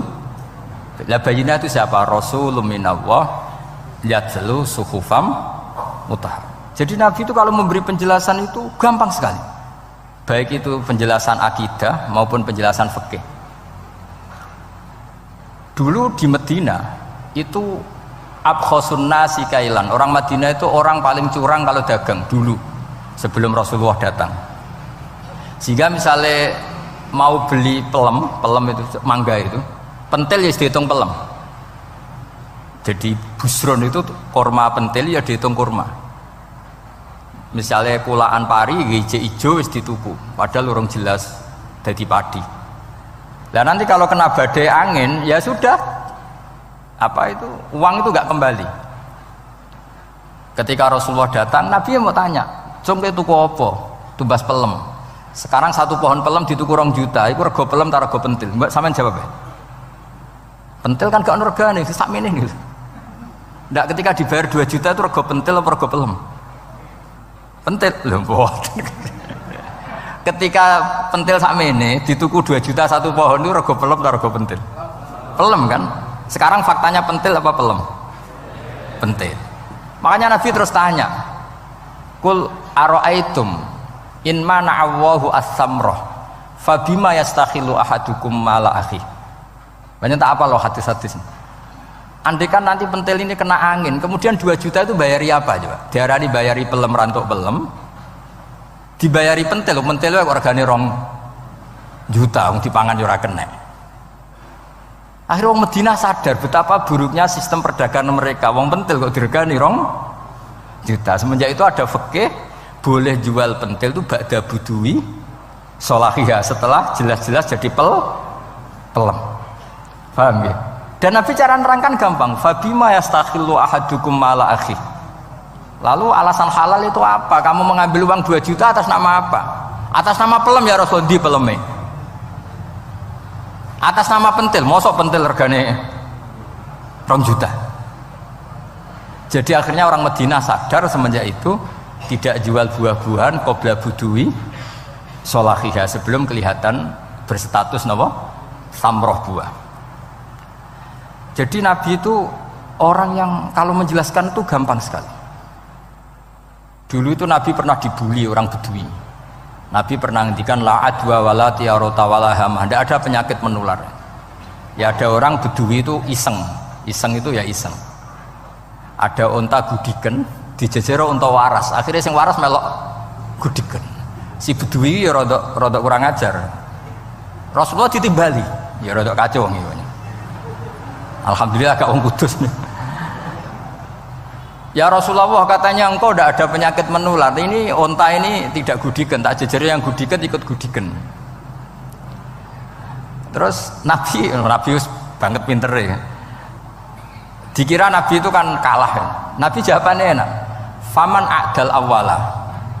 Semua rawi membaca al awwala. Faman Fam mongko te sapa ada maringi nular sapa man al awala sing pertama. Ya nek iki jaremu ketularan iki. Lah iki ketularan sapa? Sing pertama gudiken. Wah iku asli lah ya maksudku ya sing iki. Jadi Nabi itu gak pernah kalah kalau argumentasi.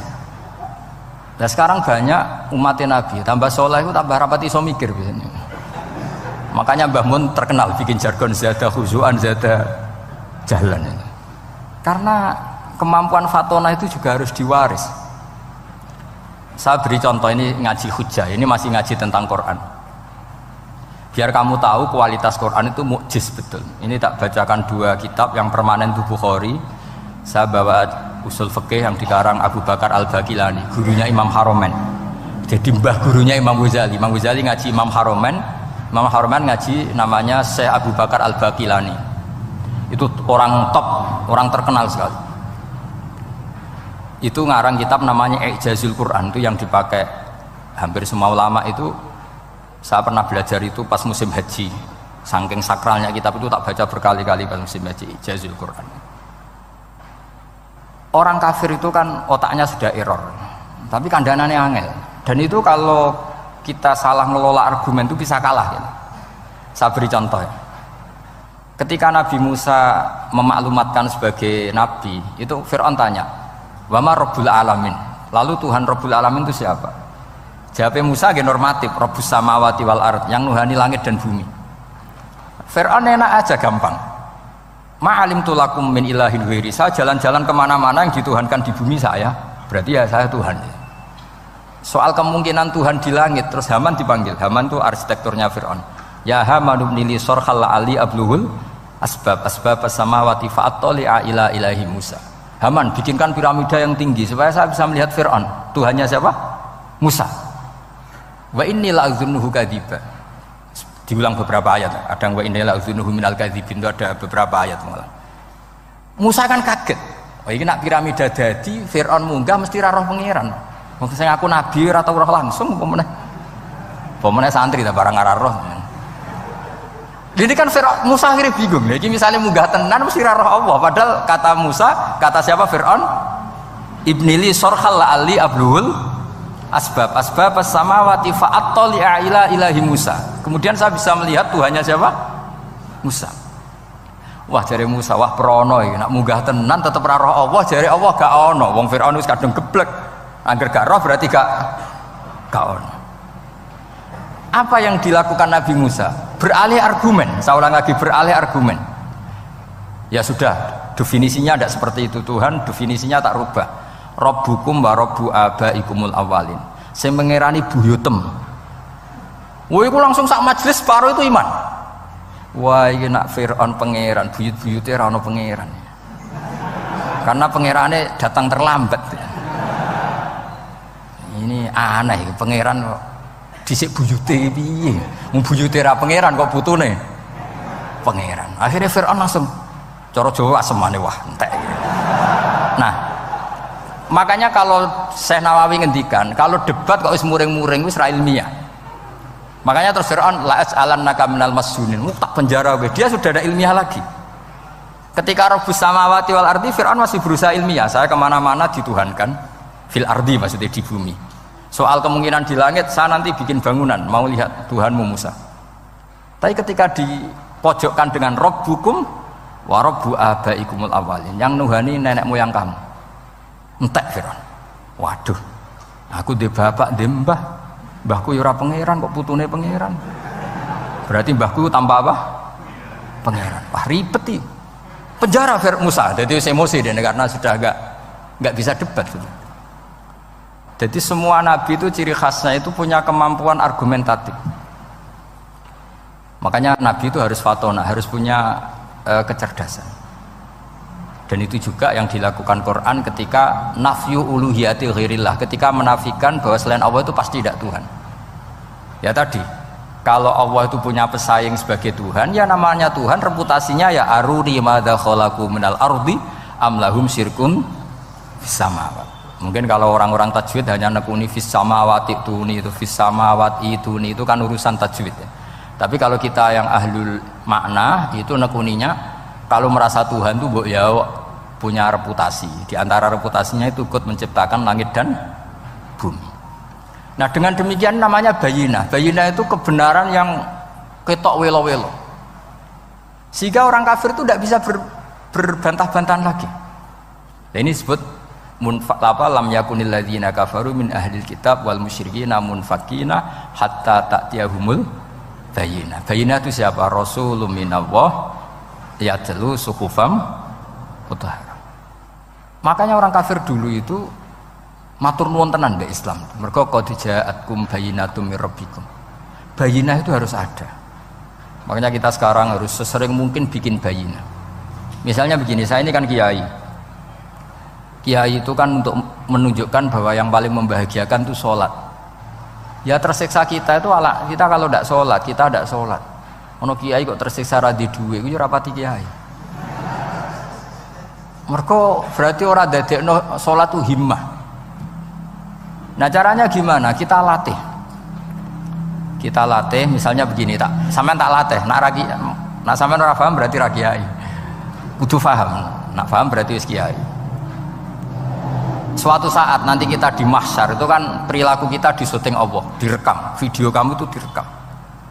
Pas direkam kowe muni duit untuk duit girang, untuk bojo girang, untuk yang duniawi itu girang. Bareng bar salat biasa-biasa wae. Terus kita takoki pangeran, jong kowe bar salat biasa wae, bareng untuk duit kok girang. Penting di duit mbek salat. Mau sini-sini wong, misalnya ketemu pangeran ngoten kan di sini-sini wong. Beda dengan Rasulullah. Rasulullah itu anggar radi sumpek nonton mloko ngator ngidul ngaron ngidul. Sampai ngendikan arifna ya Bilal, tolong saya kasih istirahat ya Bilal. Ketika Bilal datang ngetuk pintu, ya Rasulullah as-sholat, Nabi terus sempurna.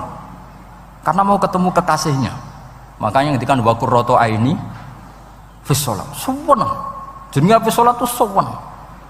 Saya berkali-kali ngaji bilang karena kenangan terbaik kita ketika ning donya yo tahu sholat. Jadi nak disoteng pangeran, sebenarnya ketemu pangeran kan pantas. Ning donya tahu sholat, tahu sujud kan keren.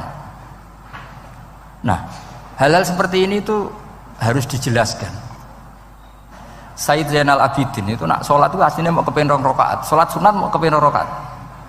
Tapi setelah sholat itu dia merasa ya Allah, matur nuwun jenengan kasih rezeki sholat, sehingga terus sholat lagi sebagai syukur diberi sholat 2 rakaat. Saking syukurnya sholat lagi itu nggak tahu akhirnya setiap hari itu 1000 rakaat. Dan itu dilakukan dengan keasikan yang luar biasa. Karena terus isin, aku jagungan mbek konco sak jame betah, jagungan mbek apa 8 menit entuk 20 rakaat itu isin lah.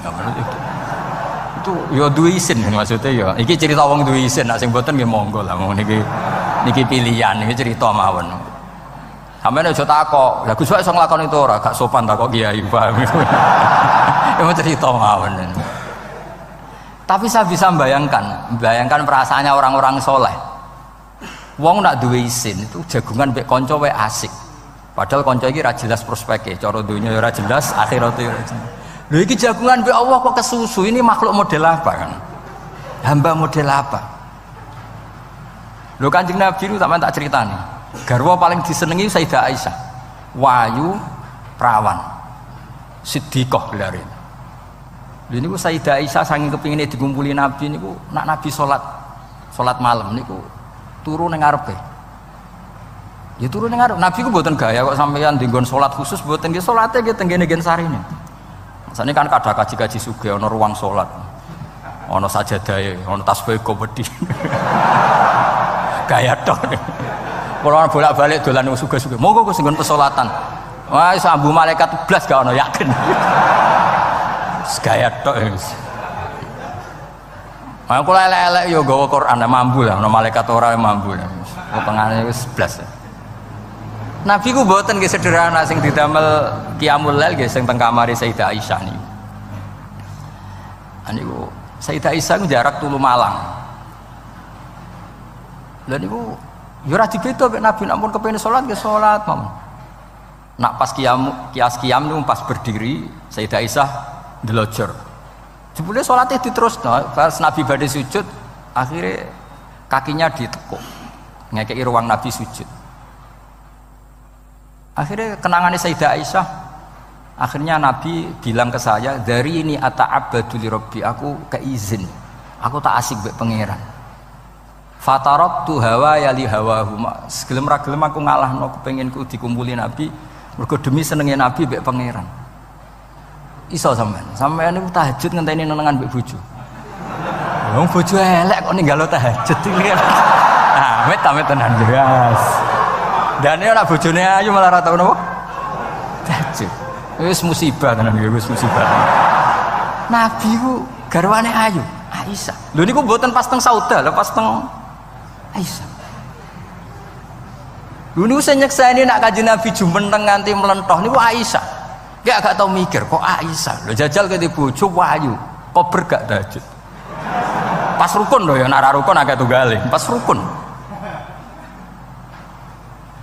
Lagi agak tahu mikir, wong neng Sayyidah Aisyah pas rukun qiyamul lail nganti swaromat qadamahu nganti melentok. Ketika dijawab, bukankah engkau sudah dimaafkan mata qaddama min dzambika mata akhir? Jawab Nabi, afala akunu abdan syakur. Kayak apa? Karena tadi ketika Nabi sholat tuh asik. Siapa yang bisa menandingi keasikan seorang hamba dengan kekasihnya, yaitu Allah Ta'ala. Dan itu yang ditiru duriah-duriahnya kayak Sayyid Ali Zainal Abidin. Kan sekali sholat itu asik. Makanya ada wali ditanya, kamu masuk surga, Gusti wonten sholat mboten teng swarga. Nak mboten sadok mboten usah jare. Nak kowe mlebu swarga seneng kan hore ora usah subuh kan. Mengane potongan ku angel mlebu swarga. Karena tadi kepen mlebu swarga ben bebas subuh, bebas Jumatan. Berarti selama ini kamu ngambut syariat itu problem, napa? Masalah ya, berarti ngambut syariat itu masalah. Ning donya haram nyabu, sebayangno ning swarga ape napa? Nyabu. Mergo ana wa khamril ladzatil lisyaribin la fiya ghulu wa lahum anha yunsafun.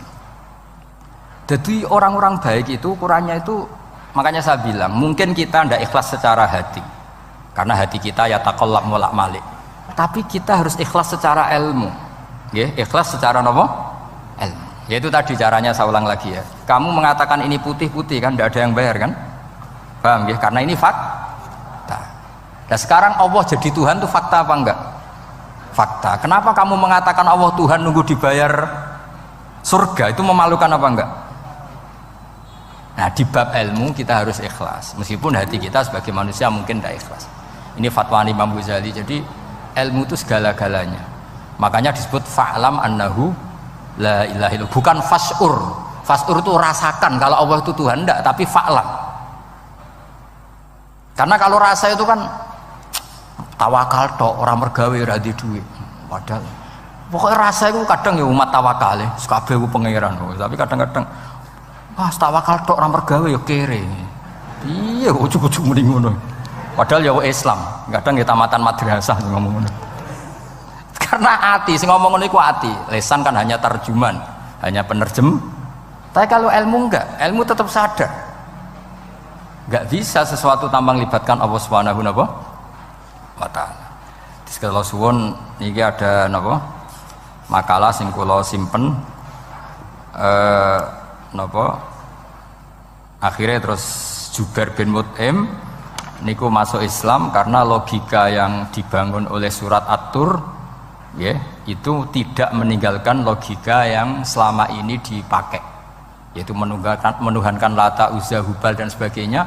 Terus Allah bertanya, yang kamu tuhankan itu apa reputasinya? Am khalaqus samawati wal ard, apa pernah menciptakan langit bumi? Seterusnya dan seterusnya. Akhirnya mereka sadar yang layak jadi Tuhan itu hanya Al-Khaliq sebagai pencipta. Yang tidak pencipta tidak usah jadi Tuhan. Makanya Iqra bismi rabbikal ladzi khalaq.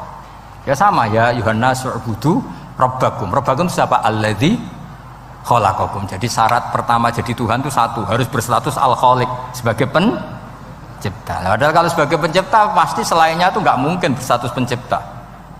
Apalagi pencipta langit bumi, semuanya lahir di bumi. Nah, ini faqamatil hujjah. Kemudian argumentasi Islam ini begitu kokoh, dan ketika kokoh itu tidak akan terkalahkan. Itu disebut bal naqdhifu bil haqqi 'alal batil fayadmaghuhu fa idza huwa zahir. Makanya saya berkali-kali bilang ngaji Quran itu ya harus ada ilmu manteknya, entah berapa kadarnya harus ada ilmu mantek. Saya beri contoh. Di Quran itu ada ayat, ya ada ayat yang bunyinya begini. Kebatilan, ya apa? Kebatilan. Itu diistilahkan Quran itu wa ma yubdiul batil wa ma yu'id. Saya ulang lagi ya. Wa ma yubdiul batil wa ma yu'id. Saya tasrif ya. Abda'a yubdi'u, memulai. Wa ma yubdi'u lan ora iso memulai apa al batilu barang batil. Wa ma yu'id lan ora iso kembali. Kebatilan itu tidak bisa memulai dirinya sendiri karena tidak pernah wujud. Kebatilan itu sesuatu yang nggak pernah punya eksistensi sehingga memulai dirinya aja tidak bisa. Misalnya begini, peci ini hitam. Pernah nggak dibenarkan orang yang mengatakan ini putih? Nggak pernah kan? Pernah nggak terjadi 2 ditambah 2 itu 100? Nggak pernah kan? Sama, uluhiyatul asnam. Saya ulang lagi, uluhiyatul asnam itu adalah amrun sing la yubdi wala wujuda lidzati. Apa status ketuhanannya Fir'aun misalnya, status ketuhanannya Namrud itu pernah terjadi apa enggak? Enggak pernah kan? Nah, makanya Quran istilahkan kebatilan itu memulai dirinya saja enggak bisa. Bagaimana bisa nandingi barang hak? Memulai dirinya aja enggak mungkin. Karena memang enggak pernah ada la wujuda lahu aslam, hakikatnya enggak pernah wujud. Sekarang saya tanya, uluhiyatul asnam, uluhiyatul lat, uluhiyatul uzza, uluhiyatul hubal, uluhiyatul fir'aun, uluhiyatul namrud, semuanya pernah ada enggak? Enggak ada kan? Makanya qul ja'al haqqu wa ma yubdi'ul batilu wa ma yu'id. Barang hak itu nyata dan barang batil itu memulai dirinya saja enggak? Ya enggak mungkin kan?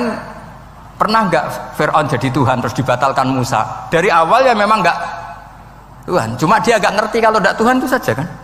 Tapi dari awal Fir'aun kan enggak pernah Tuhan. Makanya sekali kul ja'al haqqu mesti wazahaqal batil, karena batil ini la wujuda lidzatih, batil ini enggak pernah wujud. Lah logika gini harus dibaca dengan mantek. Caranya gimana? Kita harus belajar ilmu logika. Ilmu logika itu begini, kata Fathul Bari, hadhil makhlukot, ini kan langit bumi kadung maujud. Kamu bilang bumi ini ada, ya di mana-mana barang ada itu penyebabnya ya sesuatu yang ada. Makanya ilmu tauhid ngajari kita, pertama sifatnya Allah kita sebut wujud, karena hadhil maujudat mesti khalaqu hal maujud, masa hadhil maudak. Makanya kata kita Fathul Bari itu, kenapa Quran itu tidak menang kritik orang ateis? Yang dikritik itu kesalahan Yahudi, kesalahan Nasrani, tidak pernah kritik orang ateis. Kata Imam Fathul Bari, idlamu qawamata itu tidak imbang, terlalu gak masuk akal, jadi gak dianggap pemain. Lah wong misalnya terus wong kok debat mbek wong ini, bumi ku wujud ora? Ya wujud, sing gawe gak wujud. Bumi ono ta ora ono, sing gawe ora ono. Kan ngajak goblok bareng kan. Maksudnya ku nak goblok ya dikira-kira lah, maksudnya ku nak lumayan kan, misalnya zaman kita mungkin wong Jawa kuno, bumi ku wujud, sing gawe apa? Baik, kan lumayan, pokoknya sing penting ku ono sing gawe sil. Soal kok sing gawe rada keliru kok dibenerno lah, tapi ono sing gawe sen. Iki ora. Barang wujud penyebabnya itu tidak. Berarti adamun yakhluqu maujudan, barang ra ono tapi nyiptakno sing wong darani ra ono iku mesti ra duwe ngefek apa kok darani. Itu aneh kan, sesuatu yang enggak ada menciptakan yang ada. Nah beda dengan agama yang lain, meskipun menyebut Tuhan itu 3 atau menyebut Tuhan itu salah, tapi kan menyebut wujud gitu. Lah iku ana lumayane karek beneri sithik lah. Lah Islam lagi datang wujud sing pencipta itu jenenge Allah Subhanahu wa taala. Akhirnya sing darani liyane kon ikut darani ku Allah taala. Nah artinya gini, ateis itu tidak rival karena terlalu lah, mosok akal sehat dijak goblok bareng. Ya aku mau hadhil maujud khalaqahul adam, ini wujud tapi penciptanya enggak ada. Lah nyiptakno apa ya ora ono. Berarti apa? Al adamu yakhluqu maujudan, barang ra ono menciptakan yang tidak ada. Padahal khasnya enggak ada itu apa? La yu'athir wa la yakhluq. Jenenge barang enggak ada pasti tidak bisa menciptakan. Jadi ben sampean ngerti ya, jadi supaya lah itu yang dimaksud amkhuliku min ghairi syai'in. Jadi saya ulang lagi ya, dalam ilmu kalam Sa itu wa indana syai'u huwal maujudu wa sabitun fil kharijil maujudu. Yang dikatakan sa itu sesuatu yang wujud. Jadi kalau hadil maujudat, alam ini ada, pasti penciptanya sesuatu yang ada. Nah, karena pencipta itu ada dan dia pencipta, mau tidak mau bersifat qadim. Masa yang menciptakan wujudnya dulu yang diciptakan, maka harus berstatus apa? Qadim. Ya dados kula suwun wae kula insyaallah tetap ngaos ulumul Quran saking kitab Bukhari. Niki cerita-cerita tiyang kafir mendengarkan Quran kemudian faham. Makanya dalam muqaddimah Majmu' yang dikarang sarah-sarah sekarang itu ada 6 doktor dari Al-Azhar ngarang kitab Sarah Majmu'. Karena dulu dikarang Imam Nawawi tapi hanya sampai bab riba. Terus diteruskan oleh 6 doktor dari Al-Azhar. Di antaranya ada penjelasan begini. Islam itu datang dengan hujjah. Wa hadhihi la yukawwinuha as-sayf wa innama tukawwinuha al-hujjatu wal barahin. Islam itu datang dengan argumentasi. Dan itu tidak bisa dipaksakan pakai pedang tapi pakai logika. Ya kayak tadi yang saya contohkan, semua nabi pasti ngendikan qad ja'akum bayyinatum mir rabbikum. Bayyinah itu logika yang ketok welo-welo. Di antaranya tadi yang dibangun Rasulullah ketika ngadepi Jubair bin Mut'im, ngadepi Sayyidina Umar, ngadepi Khalid bin Walid dan banyak, akhirnya aslamu khina sami'ul Quran. Mereka Islam ketika mendengarkan Quran. Karena tadi Quran ini datang dengan argumentasi yang tidak terbantahkan. Makanya di sini disebut di kitab ini, saya bacakan kitab Ijazul Quran karangannya Abu Bakar Al-Baqilani, halaman 13. Kan di Quran ada ayat begini ya, fa'aradu aktsaruhum ya. Kemudian ketika Quran turun itu banyak yang berpaling dari Quran dan itu disalahkan Allah. Berpaling dari Quran itu disalahkan Allah. Kata Abu Bakar Al-Baqilani, ini ilmu usul fikih, walau la annahu hujjatun lam yadurrohum al-i'radu anhu walai saliko ilen ayaku lakot yakunu hujjatan wa yahtaju fi kauni. Penting kan? Sampai orang disalahkan mengabaikan sesuatu itu kalau sesuatunya penting apa tidak penting? Penting. Orang kafir itu disalahkan karena mengabaikan Quran, padahal Quran itu super penting. Sehingga kalau orang kafir dengan Quran itu pasti iman asal mau dengar. Nah, ketika mukjizatnya Quran ini muncul dan bisa mengalahkan semua argumentasi orang-orang kafir, pilihannya orang kafir hanya satu. Ojo sampai uang itu krungu Quran, mengko mesti iman. Makanya mereka bilang wa qala alladzina kafaru la tasma'u li hadzal Qur'an walghaw fihi la'allakum taghlibun.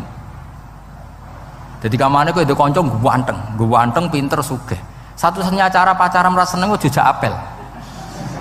Kuwi ku mesti kowe kalah. Jadi ayat itu menunjukkan betapa putus asanya orang kafir terhadap kekuatan Quran sampai mereka bilang la tasma'u li hadzal Qur'an. Pokoke penting ojo geman ngrungokno Quran. Jare Walid, aku sing pinter-pintere wong kafir krungu Quran mah iman. Cara ora mbok provokasi aku ya iman. Walid itu musuh besar Kanjeng Nabi, jenenge Walid bin Mughirah. Niku diken ngomentari Quran disewa, cara sakniki disewa. Mane lagi Walid itu disewa mbek wong kafir. Jeke kowe sing ahli balaghah, ahli sastra. Kita tak sewa kon komentari Quran. Iku ora iso. Orang sekarang dalil-dalil wa may yatawallahum minkum fa innahu minhum. Kalau berkawan orang kafir, maka dia menjadi kafir. Itu kan fatal. Semua nabi ya berkawan orang kafir. Karena dakwahnya memang sama orang kafir. Lo coba, andai kan sampean hafal Quran, itu sama teori itu tuh mungkin menyedihkan. Coba istilahnya Quran. Wadhkur akho'at wa ila adin akhawum huda wa ila samuda akhawum. Terus semua umatnya yang kafir disebut akhawum. Akhaw itu artinya apa? Saudara. Mereka ya berkawan sama orang kafir. Makanya butuh analisis fikih untuk maknani wa may yatawallahu minkum fa innahu. Setelah dianalisis fikih, ternyata semua nabi diistilahkan wa ila madyan akhahum syuaiba wa ila adin akhahum huda. Akhaw itu artinya apa? Saudara. Kalau sama tanya, lalu logikanya gimana? Kata kitab-kitab kan wa in kana dasarin fajanibhu suratan, kalau ada teman buruk jauhi. Kalau teman baik temani. Kalau cara usul fikih gampang. Kancanan maling dosa, wong kok kancane maling. Tapi nak dakwai maling. Apik kan? Aku ora ngancani kok dakwai dandani, selesai kan? Ngancani maling elek, nak dakwai maling. Apik. Demenan berodo elek, nak didik apik kan, itu seperti itu. Nah, ini penting kalau aturaken. Dan di sini ini makanya NU itu punya sejarah panjang, banyak wali-wali yang jadab, yang coro zahir itu kancanan wong fasik-fasik. Orang syariat bingung, ini wali kok berteman orang fasik. Ya kalau kamu bahasakan teman ya masalah, kalau kamu bahasakan ini binaan. Enggak, sama jawab saja. Kalau dibahasakan teman masalah enggak masalah kan, tapi kalau dibahasakan itu binaan. Selesai kan? Sama, Nabi berkawan orang kafir itu tidak karena berkawan, itu binaan Nabi. Memang Nabi itu jadi Nabi, objeknya adalah mengislamkan orang kafir. Ya berlama-lama Nabi dialek dengan mereka, muasyarah sama mereka. Bahkan Nabi diharuskan bersikap baik sama mereka. Itu yang disebut fabima rahmatim minallahi lintalahum walau kunta fadzan ghalidhal qalbi lan faddu min hawl. Tapi sekarang itu orang sudah tidak pakai ilmu. Orang-orang radikalisme itu nggak pakai usul fikih. Pokoknya kalau ada ayat terjemahnya gini ya sudah itu jadi madhab. Akhirnya kecelakaan seperti ini. Pokoknya kalau ada ayat faqtulul musyrikina haitsu wajadtumuhum wa khudhuhum wahsuruhum wa'udu lahum kulla marsad. Sudah hafalnya ayat itu saja. Dia tidak mau ngapalkan misalnya qatilul ladzina yuqatilunakum. Ada ayat lagi wa akhrijuhum yamin haitsu akhrajukum. Sehingga ulama kita membagi kafir itu ada harbi, kita musuhi, ada zimmi, ada muahad, ada musta'man. Itu ulama karena tahu tidak semua orang kafir itu harbi, tidak semuanya zimmi, tidak semuanya muahad, tidak semuanya musta'man. Kalau harbi oke, kita perang, kalau zimmi ya kita bina. Kalau muahad ya sesuai perjanjian kita, kompensasinya apa, MOU-nya kayak apa. Tapi apalnya mereka ayat satu tema. Nah celakanya kita yang ngaji di pondok-pondok yang katanya spesialis ingin alim tafsir, apanya ya satu ayat juga. Wah itu kan satu ayat versus satu ayat, itu ngeri. Makanya kalau sama tanya saya, ini katanya di acara ini sama tanya gimana caranya jadi ahli tafsir, saya jawab gampang. Caranya itu hafal Quran, hafal hadis, terus hafal ulumul Quran. Ya misalnya Nadoman ya Faidul Khobir lah. Kalau kitab Nasar ya minimal itu setengah lanya itkon lah. Kalau nggak lanya-lanya amat ya agak lanya. Karena kitab tafsir itu gampang, teorinya itu mudah sekali. Misalnya al-ibratu bi umumil lafzi la bi khususis sabab. Itu sama dengan kayak kaidah fikih. Karena kalau kaidah fikih itu saya itu pernah dibisui kiai itu. Ini kisah nyata itu. Dibisui kiai itu pas basul masail. Dulu saya itu masih sering mau basul masail. Tani mun pensiun mun mboten niku mun. Dulu saya dengan Gus Zofur putrane Mbah Mun itu sering makili Pondok Anwar basul masail fikih. Tapi tidak tahu ceritanya Gus Zofur jadi dokter tafsir, saya juga kaya tahu-tahu menekuni tafsir. Lama-lama orang itu lupa status saya yang fakih ya. Makanya saya itu ya kadang eman gitu karena ini status penting juga. Tapi status fikih itu kadang memang menyesatkan. Karena begini, itu dulu pernah ada basul masail itu begini. Ini kisah nyata ini. Ada desainer baju putri untuk putri, anak putri. Kemudian desainer itu menciptakan satu celana pendek misalnya, atau celana seperempat. Dengan desain ini pasti kalau dipakai itu auratnya itu kelihatan. Bagaimana hukumnya desainer ini? Apa termasuk mimman sarro'a as-sayyi'ata? Karena terjadi kasfil aurat. Apa enggak? Rata-rata kalau kiai yang khusuk-khusuk, yang sepuh-sepuh, desainer itu dosa. Gara-gara tren pakaian ini wong wedok buka aurat. Tapi kiai-kiai alim yang muda-muda, entah saking belingnya, entah saking pinternya, tidak tahu. Bilang begini, Pak Yai, yang didesain apa? Ya celana itu. Lalu celana itu fungsinya nutupi apa buka aurat? Ya nutupi. Lu kan lumayan urun nutupi. Kalau haram ya dicopot, lu kan malah parah itu. Bingung kayak gini. Sampai bilang gini kan, wah semanis. Itu kan makanya ini guyon ilmiah. Repotnya ngadepi orang alim muda itu kan mbok gedhingi ku ilmiah, mbok senengi fasik.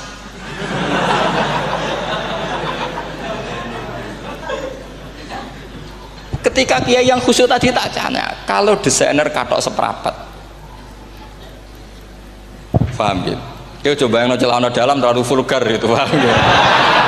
Nggak, rok saja lah, rok mini misalnya, rok selutut. Sampean jangan ngeres ya, yang rok selutut misalnya. Rok selutut itu desainernya kena hukum haram enggak? Sampean jawab saja. Oh haram dari kiai sepuh, karena dengan desain itu misalnya lututnya kelihatan. Tapi pertanyaannya kiai muda saya masih ingat betul, saya tanya. Lalu fungsi pakaian itu apa Pak Yai? Fungsi itu kan tetap nutupi sebagian aurat. Kalau Anda haramkan, barang haram itu harus dihilangkan. Nah, itu. Sampai kiai itu setelah acara itu manggil saya. Gus, kalau ngakoni jenengan alim tapi iki padha repote. Padha repote ku nak dalam itu kan terus itu ada perumusan di redaksi keputusan yang dijual itu, yang masail fikihnya kan terus diputuskan, dibukukan. Kalau redaksinya halal Gus, nanti orang pakai rok semua.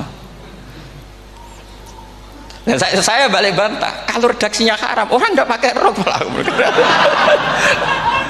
Akhirnya itu apa? Kebijakannya lucu. Buak wae Gus, pertanyaan itu buak sak jawabannya oke. Jadi kita debat tidak jadi. Ini cerita ya, cerita ilmiah. Makanya sama tidak wajib anut saya ini terlalu ilmiah, jadi tidak baik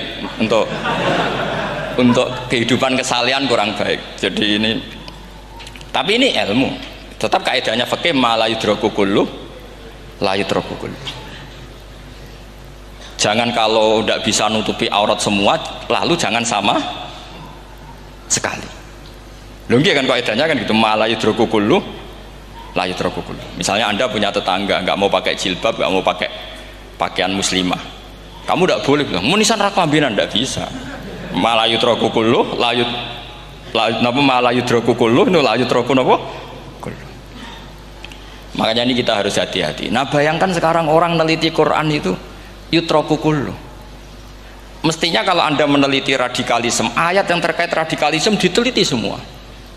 Ternyata di surat Taubat yang disebut suratus Saif, yang bahkan haram baca bismillah, itu ada ayat wa in ahadum minal musyrikin astajaraka fa'ajirhu hatta yasma'a kalam Allah thumma ablighu ma'mana. Muhammad, kalau ada orang kafir mau belajar Quran sama kamu, ya harus kamu pelajari hatta yasma'a kalam Allah. Setelah mereka mau belajar, ya ablighu ma'mana, thumma ablighu ma'mana, kamu harus menjamin keamanan dia. Itu di surat Taubat, termasuk akhiru suratin nazalat, gak mungkin terjadi mansuh. Tapi orang-orang ekstremis selalu pakai faqtulul musyrikin haitsu, apalan itu terus. Yang orang liberal yang menapani la ikraha fiddin. Ya sudah seperti itu. Sing orang-orang ora tegas, ora tau nahi mungkar, ya ma arsalnaka ila rahmatal lil alamin. Ngono terus. Yang kelompok tukang nahi mungkar ya ayatnya amen nahi mungkar. Saya tuh heran, kenapa mereka apalannya kok pedot itu. Kita yang hafal semua bingung jadi. Jadi akhirnya kita yang pinter anut sing goblok, karena saya tuh pernah loh debat sama orang salaf, debat gitu. Setelah saya mengutarakan sekian hadis, ada tuh Pak hadis itu, waduh, harusnya kamu ngaji saya, ada debat tuh yang level, kalau nggak level tuh nggak boleh gitu. Itu kan ngeri. Makanya ini penting ya, kalau sampean tanya ingin jadi alim tafsir, ya harus hafal Quran semua. Kalau tidak mungkin yang nunggu orang semua mati baru Anda jadi ahli tafsir, karena tidak ada musuhnya. Tapi saya pastikan orang kafir pun bisa memahami Quran, yaitu tadi hatta yasma'a kalam Allah. Sayyidina Umar itu masuk Islam itu gara-gara dengar adiknya baca Toha, ma anzalna alikal Qur'ana litashqa illa tadhkiratal liman yakhsha tanzilam mimman khalaqal arda was samawat ma huwa bikalamil basar. Tidak mungkin seperti ini karangan manusia, itu tidak mungkin. Akhirnya dia Islam. Banyak orang Islam karena diperdengarkan Quran, karena memang notnya sudah unik, makna kualitasnya juga sudah unik, semuanya itu unik, indah. Sampai sekarang pun orang kafir itu orang paling tahu Quran. Makanya Allah mensifati orang kafir itu hasadam min indi anfusihim mim ba'di ma tabayyana lahumul haq. Sekarang sama saya tanya, orang sing tabayyana lahumul haq itu orang faham apa orang tidak faham? Mereka orang kafir itu mengingkari Quran padahal mimba dima tabayyana lahumul haqqu, setelah kebenaran nyata bagi mereka. Nyata bagi mereka artinya orang kafir paham apa tidak paham? Paham. Cuma mereka punya penyakit hasadam min indianus. Mereka juga kalau ada ayat tentang ahkam yang memberatkan, mereka bilang i'ti bi Qur'anin ghairi hada au badil. Muhammad harusnya jangan tema itu yang diangkat, buat cari Quran yang lain yang enggak tema itu. Mereka sampai memilih tema itu karena paham apa karena tidak paham? Karena paham. Makanya di makalah saya pastikan ngaji tafsir itu gampang karena orang kafir pun bisa. Kalau kasus Ahok itu bukan paham itu melintir, beda. Paham sama melintir itu beda. Wah, itu diterjemah kemenang tuh jangan mengangkat kawan orang Islam, bukan ngangkat pemimpin. Ya likanya kalau ngangkat teman saja tidak boleh, apalagi ngangkat pemimpin. Fatal mana berteman sama orang salah sama ngangkat. Saman kancanan maling itu apik nak menawa nang andani terus ngangkat, "Hei maling ke pimpinanku." Parah mana? Parah mana? Artinya sama saja ketika diterjemah jangan ngangkat teman, sebetulnya ngangkat pemimpin lebih fatal. Itu kan mafhum awlawiyah, itu kan normal saja. Itu di Quran biasa, misalnya innalladzina ya'kuluna amwalal yatama dzulman, orang yang makan hartanya anak yatim secara zalim. Terus kamu bilang, "Gus, saya tidak makan kok, sepeda motornya tak gasap, tak jual." Yang diharamkan kan makan. Wah, ya sarap kalau gitu. Maknanya begini, memakan harta anak yatim artinya ifsad. Ifsad itu merusak. Nak ngono ikhraq, membakar atau mencuri sama dengan makan. Bal asyad, malah kan lebih apa? Lebih apa? Dasar. Jadi yakuluna di situ tuh ba'dul amsilah, sebagian contoh min wujuhil ifsad atau min wujuhil ihlak. Jangan kok karena ayatnya makan, oh yang haram tuh makan, kalau nyuri gak apa-apa. Waya fatal. Itu kan sama dengan santri geblek dikandani kiai ini, "Cung, kowe mbek bojomu jogeman naboi." Suatu saat istrinya lapor lagi, "Pak Yai sekarang ndak naboi tapi nyadui." Karena naboi itu pakai tangan. Mereka pertama dilaporkan kiainya, "Pak Yai, suami saya itu sering memukulin saya pakai tangan gini. Cung jogeman naboi bojomu." "Nggih Pak Yai, siap." Suatu saat istrinya lapor, "Pak, tetap benjut, kenapa? Kalau nak ini disadui." Mereka pikirannya sing haram nabok, nak nyaduk halal. Wah, itu kan ngajak goblok bareng. Nah, masalahnya di usul fikih kasusnya seperti itu. Makanya saya ini kadang ya maliki sekali. Kadang saya itu maliki sekali. Kadang ya. Misalnya begini, saya beri contoh. Ini yang kisah nyata ya. Ada seorang Arabi datang ke Rasulullah. Ya, tadi kan teman-teman minta juga ilmu hadis ya. Ini satu paket saja. Itu tadi nanti kalau sampean kasih lalim itu sudah ada urusan saya tadi. Nunggu orang mati banyak tadi. Kalau nggak usah nunggu orang mati, sarannya tadi apal tadi. "Ya Rasulullah, ahlak tuh. Saya ini orang yang rusak. Wa ma ahlakaka. Lalu yang bikin rusak kamu apa? Qol waqatu imro'ati fi nahari Ramadan. Saya menjima istri saya ketika masih siang. Fi nahari Ramadan, siang Ramadan. Walhasil Nabi tidak menyuruh hanya qadha, tapi menyuruh kafaroh. Kafarohnya itu merdekakan budak atau memberi makan 60 orang miskin atau puasa berapa? Puasa 60 hari. Atau urut merdekakan budak atau puasa 60 hari atau memberi makan sitina miskin. Oke, kita sepakat. Sepakat ya, hadis itu sahih dan diulang-ulang oleh ashabus sunan. Oke, riwayatnya agak masalah. Sekarang kita analisis maknanya. Sekarang sampean saya tanya. Kalau Anda misalnya sekarang jam berapa ini? Misalnya sekarang jam 9 kurang seperempat Ramadan, terus Anda rokok atau Anda ngopi, kepengen ngopi terus ngopi tanpa udhrin syar'iin. Anda hanya wajib qadha apa bayar kafarah? Enggak, sampean jawab. Rata-rata kiai kita, "Oh, mau wajib qadha Gus karena gak jima." Sing seru kafarah itu nak jima. Kan ngombe kopi mbek jima beda. Pertanyaannya tuh lucu, ini naik secara fikih masalah. Masalahnya begini. Jima bojo itu tidak zina. Jima bojo itu zina apa enggak? Enggak. Berarti dengan makan bedanya apa? Sama kan? Sama-sama amrun mubah. Sesuatu yang boleh. Kenapa hukumannya berat? Makanya kata Imam Malik, enggak itu nilainya. Nilainya adalah hadku hurmati Ramadan bi ghairi udhrin syar'iyyin. Makanya kata Imam Malik, Siapapun yang makan fi nahari Ramadan, iftar apapun fi nahari Ramadan bi ghairi udhrin syar'iyyin, maka hukumnya sama dengan jima fi nahari Ramadan. Karena sama-sama ihlak ifsad hurmata Ramadan bi ghairi udhrin syar'iyyin. Loh ndak, ini ilmiah. Kamu ndak harus cocok, tapi otak kamu harus percaya. Loh iya kan, beda kan. Saya secara nafsu tidak cocok, cek berarti. Tapi ilmiah saya setuju. Kalau kiai kandani itu kan pasti pakai badul amsilah, kan nggak mungkin semua contoh disebut. Cong penak melaku jogo mandul wong wedok iku mari setan. Mboten delok Mbah, nyekel. Lho malah parah to. Ndak bisa. Makanya ini masalahnya lafat. Ini kembali ke Imam Syafi'i, bilisanin Arabiyyim mubin. Ketika seorang kiai bilang cung jogeman delok cawe itu adalah mengungkapkan al-muharramat, bukan mentaksis yang haram itu hanya melihat.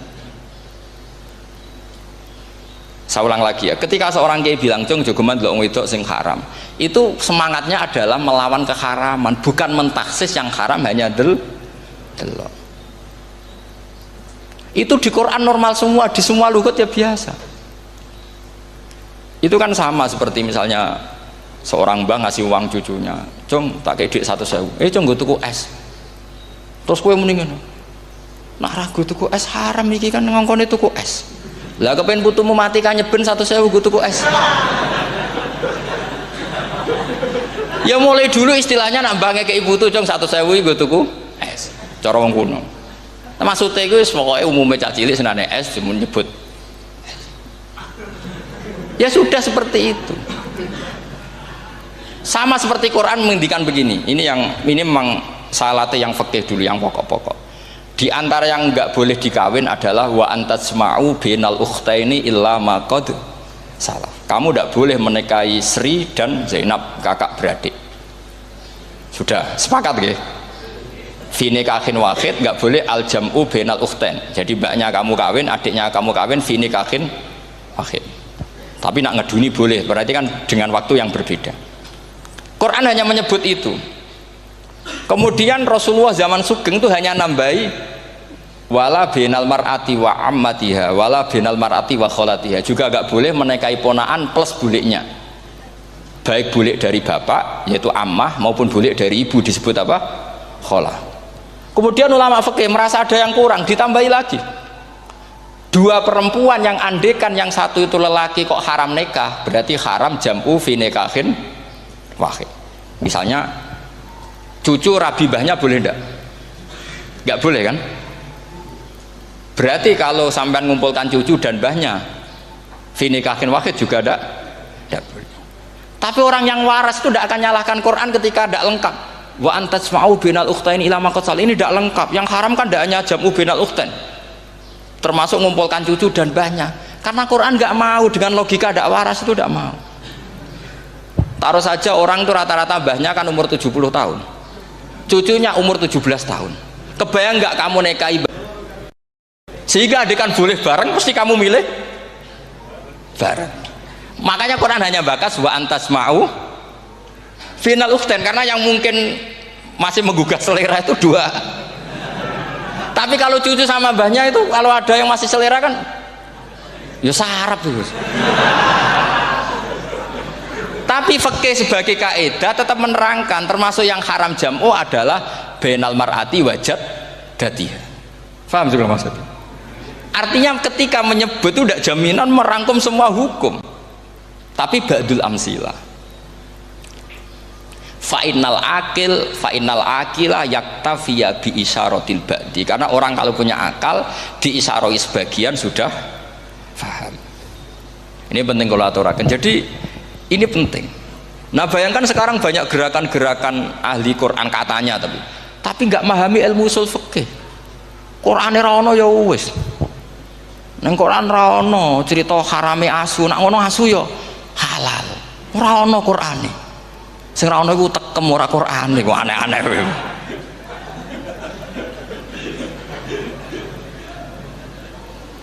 Itu kan sama. Terus sampean misalnya tadi jam 09.00 Ramadan tambah udhurin syariyin terus mangan mie rokokan. Itu kan melecehkan Ramadan biguri udhurin syariyin. Karena melecehkan hurmata Ramadan kena sanksi separah itu. Jangan kamu terus bilang, tapi Nabi hanya bilang masalah jima fi nahar Ramadan. Jima istri itu hukumnya itu tidak zina, hukumnya itu mubah sama dengan makan. Ini cara madzhab Maliki, tapi kita alhamdulillah madzhab Syafi'i. Ya, itu masalahnya. Berhubung itu menguntungkan sami'na wa ta'na. Nah, itu. Tapi saya sendiri dalam konteks ini, saya itu ya sangat-sangat Syafi'iyah, sangat-sangat Syafi'iyah. Dalam banyak hal sangat-sangat Syafi'iyah. Tapi dalam banyak hal kadang-kadang saya ya Maliki. Ya, itu kan kalau sama tanya kenapa gitu, ya hikmahnya baca banyak saja. Karena yang Syafi'i itu ya karena bacanya hanya Syafi'i. Itu bukan fanatik, itu keterbatasan. Itu beda, itu namanya tidak fanatik, itu keterbatasan. Itu beda sekali. Jadi kita harus ngaji yang banyak. Saya itu termasuk utang ya sama Imam Syafi'i itu baca kitab Ar-Risalah. Itu kitab yang kadang satu ulama baca sampai 500 kali. Yaitu Imam Syafi'i itu dalam kitab Risalah itu begini, ini termasuk ulumul Quran yang paling penting. Muqaddimahnya begini. Wan nasu sinfani min awalil amri. Wan nasu sinfani. Ketika Rasulullah datang membawa Quran itu manusia hanya ada dua. Al kuffar sing dari jenis ahli kitab dan kuffar dari jenis yang tidak ahli kitab. Bahkan tidak ada orang Islam zaman itu. Pertama Nabi jadi Nabi itu adakah pendengar yang Muslim? Kan tidak ada. Semuanya ahli kitab. Makanya susah kalau Quran kamu analisis korbannya orang Islam tuh, kata Ibnu Umar tuh lucu. Dulu tuh mukhatabnya tuh orang kafir, jelas kuliah ayyuhal kafir. Ya ayuhan nasu ubudu rabbakum alladzi khalaqakum. Jelas orang kafir. Karena orang Islam nggak mungkin dikhatabi ubudu rabbakum. Makanya Imam Suyuti kalau nafsiri itu ngeper ubudu rabbakum wahiduhu. Tapi kalau mukhatabnya orang Islam, dawimu alal ibadah atau dawimu alat tauhid. Karena dia tahu kalau mukhatabnya orang kafir, ubudu ya masih wahidu. Kalau sudah Islam kok dikhitabi ubudu, mudawamah alal ibadah. Itu saking alimnya Imam Suyuti. Ini saya teruskan. Kalau mukhatabnya itu orang kafir ahli kitab, itu kemungkinannya ya dua cara mereaksi Quran. Yaitu disebut lam yakunil ladzina kafaru min ahlil kitabi wal musyrikina munfakina hatta ta'tiyahumul. Jadi lam yakunil ladzina kafaru, jelas kafaru itu umum. Kemudian ditafsir kafaru itu ada yang min ahlil kitabi, berarti kafaru yang jenis Yahudi Nasrani. Ada kafaru yang min ahlil kitabi wal musyrikin, kafaru yang jenis musyrikin, yaitu kafir Mekah. Karena cara kaidah nahwu al-atfu yaqtadi taghayyur, kalau ada ataf pasti konteksnya beda. Ja'a Zaidun wa Amrun, berarti Zaid ada Amar, Amar ya ada Bakar. Karena Ja'a Zaidun wa Amrun wa Bakrun, pasti orang ini berbeda. Tidak boleh orang yang sama kamu pakai ataf. Ini sudah clear ya ini ya. Kemudian cara pandang mereka ya beda. Ketika Rasulullah mengajak tauhid, itu ahli kitab tidak masalah. Memang harusnya Tuhan itu satu, tidak masalah bagi ahli kitab. Problem bagi ahli kitab adalah Muhammad itu nabi. Itu kita nggak suka. Kalau Tuhan satu oke, tapi kalau Muhammad nabi tidak oke. Kita bisa jadi nabi, kata mereka, karena mereka merasa nasabnya sampai Ibrahim. Sementara zaman itu mereka sanksi Muhammad itu nasabnya konti, gak jelas. Ini penting kalau aturakan. Sehingga dalam konteks ini Allah menjawab ahli kitab dulu. Ini itu disebut Muhammad itu nasabnya jelas. Ini itu fihi ayatum bayinatum maqamu Ibrahim. Ini saya dengarin. Ibrahim itu jelas pernah ke Mekah. Bukti Ibrahim pernah ke Mekah adalah jejak kaki Ibrahim di makam apa? Makam mereka artinya buatan kuburan, buatan jejak kaki Ibrahim ketika bangun Ka'bah. Fihi ayatum bayinatum maqamu Ibrahim. Pun. Kalau Ibrahim pernah di Mekah artinya beliau pernah nikah di Mekah. Paling tidak punya dzurriyyah di Mekah. Ini gua Ismail dibawa ke Mekah. Jelas ayatnya wa idh yarfa'u Ibrahimul qawaida minal baiti wa Ismail. Ini dengarin ya. Sebab itu saking alimnya berjanji itu beliau tahu betul masalah utama Rasulullah Muhammad adalah disangsikan nasabnya. Sebab itu kitab berjanji pertama cerita setelah dia alhamdulillah macam-macam awalu ma'anab tadi saat terus dia bilang wa ba'du fa'akul huwa Muhammad bin Abdillah bin Abdil Muttalib. Sak terus ya wabah dua Muhammad bin Abdullah bin bagi mereka loh, bagi mereka yang kafir. Terus beliau ngendikan ditutup wa adnanu bila raibin inda dawil ulumin nasabiyah ila dhabihi Ismail nisbatuhu wa mun. Jelas saya Adnan itu pasti puter cucu-cucunya Nabi Ismail. Karena orang Yahudi yang di soal Muhammad itu, kamu itu siapa? Kok tahu-tahu Nabi? Kamu orang Arab. Orang Arab itu tidak pernah ada Nabi. Yang Nabi itu normalnya orang Israel, yaitu turunan Yahudi, karena Yahuda bin Yakub bin Ishak bin Ibrahim. Akhirnya Allah membuktikan fihi ayatum bayyinatum maqami. Bukti kalau Ibrahim pernah di Mekah adalah jejak kakinya di Mekah, itu dekat Ka'bah. Ini jawaban Allah yang tentang ahli kitab, karena sudah jelimet. Ada ilmu ansab, ada ilmu nasab, ada polemik kitab samawi. Kalau kafir Mekah ini goblok-goblok. Ketika Rasulullah pakai teori tauhid, orang kafir Mekah itu saking gobloknya bilang gini, Muhammad, kita ini urusannya banyak, utang kita banyak, kasus saya banyak. Kok Tuhannya satu itu tidak cukup? Yaitu mereka mengatakan aja'alal alihata ilahau wahida inna hadza la syai'un ujab. Bagaimana Tuhan hanya satu? Urusan kita banyak, masalah kita banyak. Tuhan nggak boleh satu, harus banyak. Sejumlah urusan kita. Ada Tuhan BPKB, Tuhan macam-macam lah. Ada Tuhan kredit, Tuhan kas, macam-macam lah kan. Sesuai sebanyak urusan kita. Mereka tanya aja'alal alihata ilahau wahida. Masa Tuhan satu? Inna hadza la syai'un ujab. Ini aneh. Tapi Rasulullah dengan sabarnya, kalau yang seperti ini Allah menjelaskannya beda dengan yang pertama. Karena tadi orang kafir itu bisa min ahlil kitab, bisa wal musyrikin. Lam yakunil ladzina kafaru min ahlil kitab. Ada yang wal musyrikin. Semuanya ini tidak pernah munfakina hatta ta'tiyahumul bayyinah. Mereka tidak pernah tercerabut dari pikiran mereka, dari mainstream mereka, sampai ada bayyinah. Bayyinah itu kejelasan kebenaran atau benar yang begitu jelas. Itu siapa? Rasulun minallah yatslu suhufam mutahhar. Akhirnya Nabi sabar. Saking sabarnya Nabi itu ngomong gini, ya di khalayak umum, mukhatamnya ya kafir semua. Hei saudara-saudara kami suku Quraisy, kita ini sebangsa. Nabi tanya, Muhammad, ajaran kami itu benar karena kami itu orang yang kita percaya. Tapi kali ini Anda aneh karena ngajak satu Tuhan.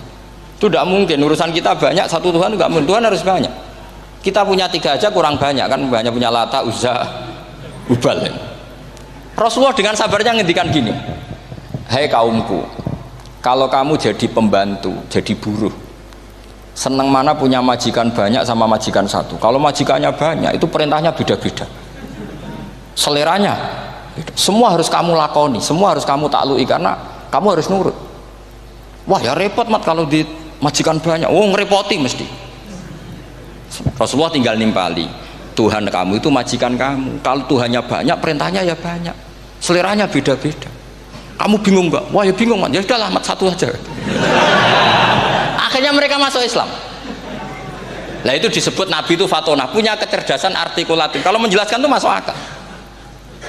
Nah itu disebut dorobawahu matalar rojulan fihi syuraka'u mutasyakisuna wa rojulan salamal lirojul hal yastiawiyani masalah alhamdulillah. Nah ini penting. Allah membuat satu perumpamaan bagaimana ada satu pembantu yang punya majikan banyak, yang berbeda-beda seleranya, berbeda-beda perintahnya, dengan kalau hanya satu majikan. Apakah sama? Mereka jawab tidak sama, enak punya satu majikan. Begitulah Tuhan kamu harusnya satu. Assalamualaikum warahmatullahi wabarakatuh.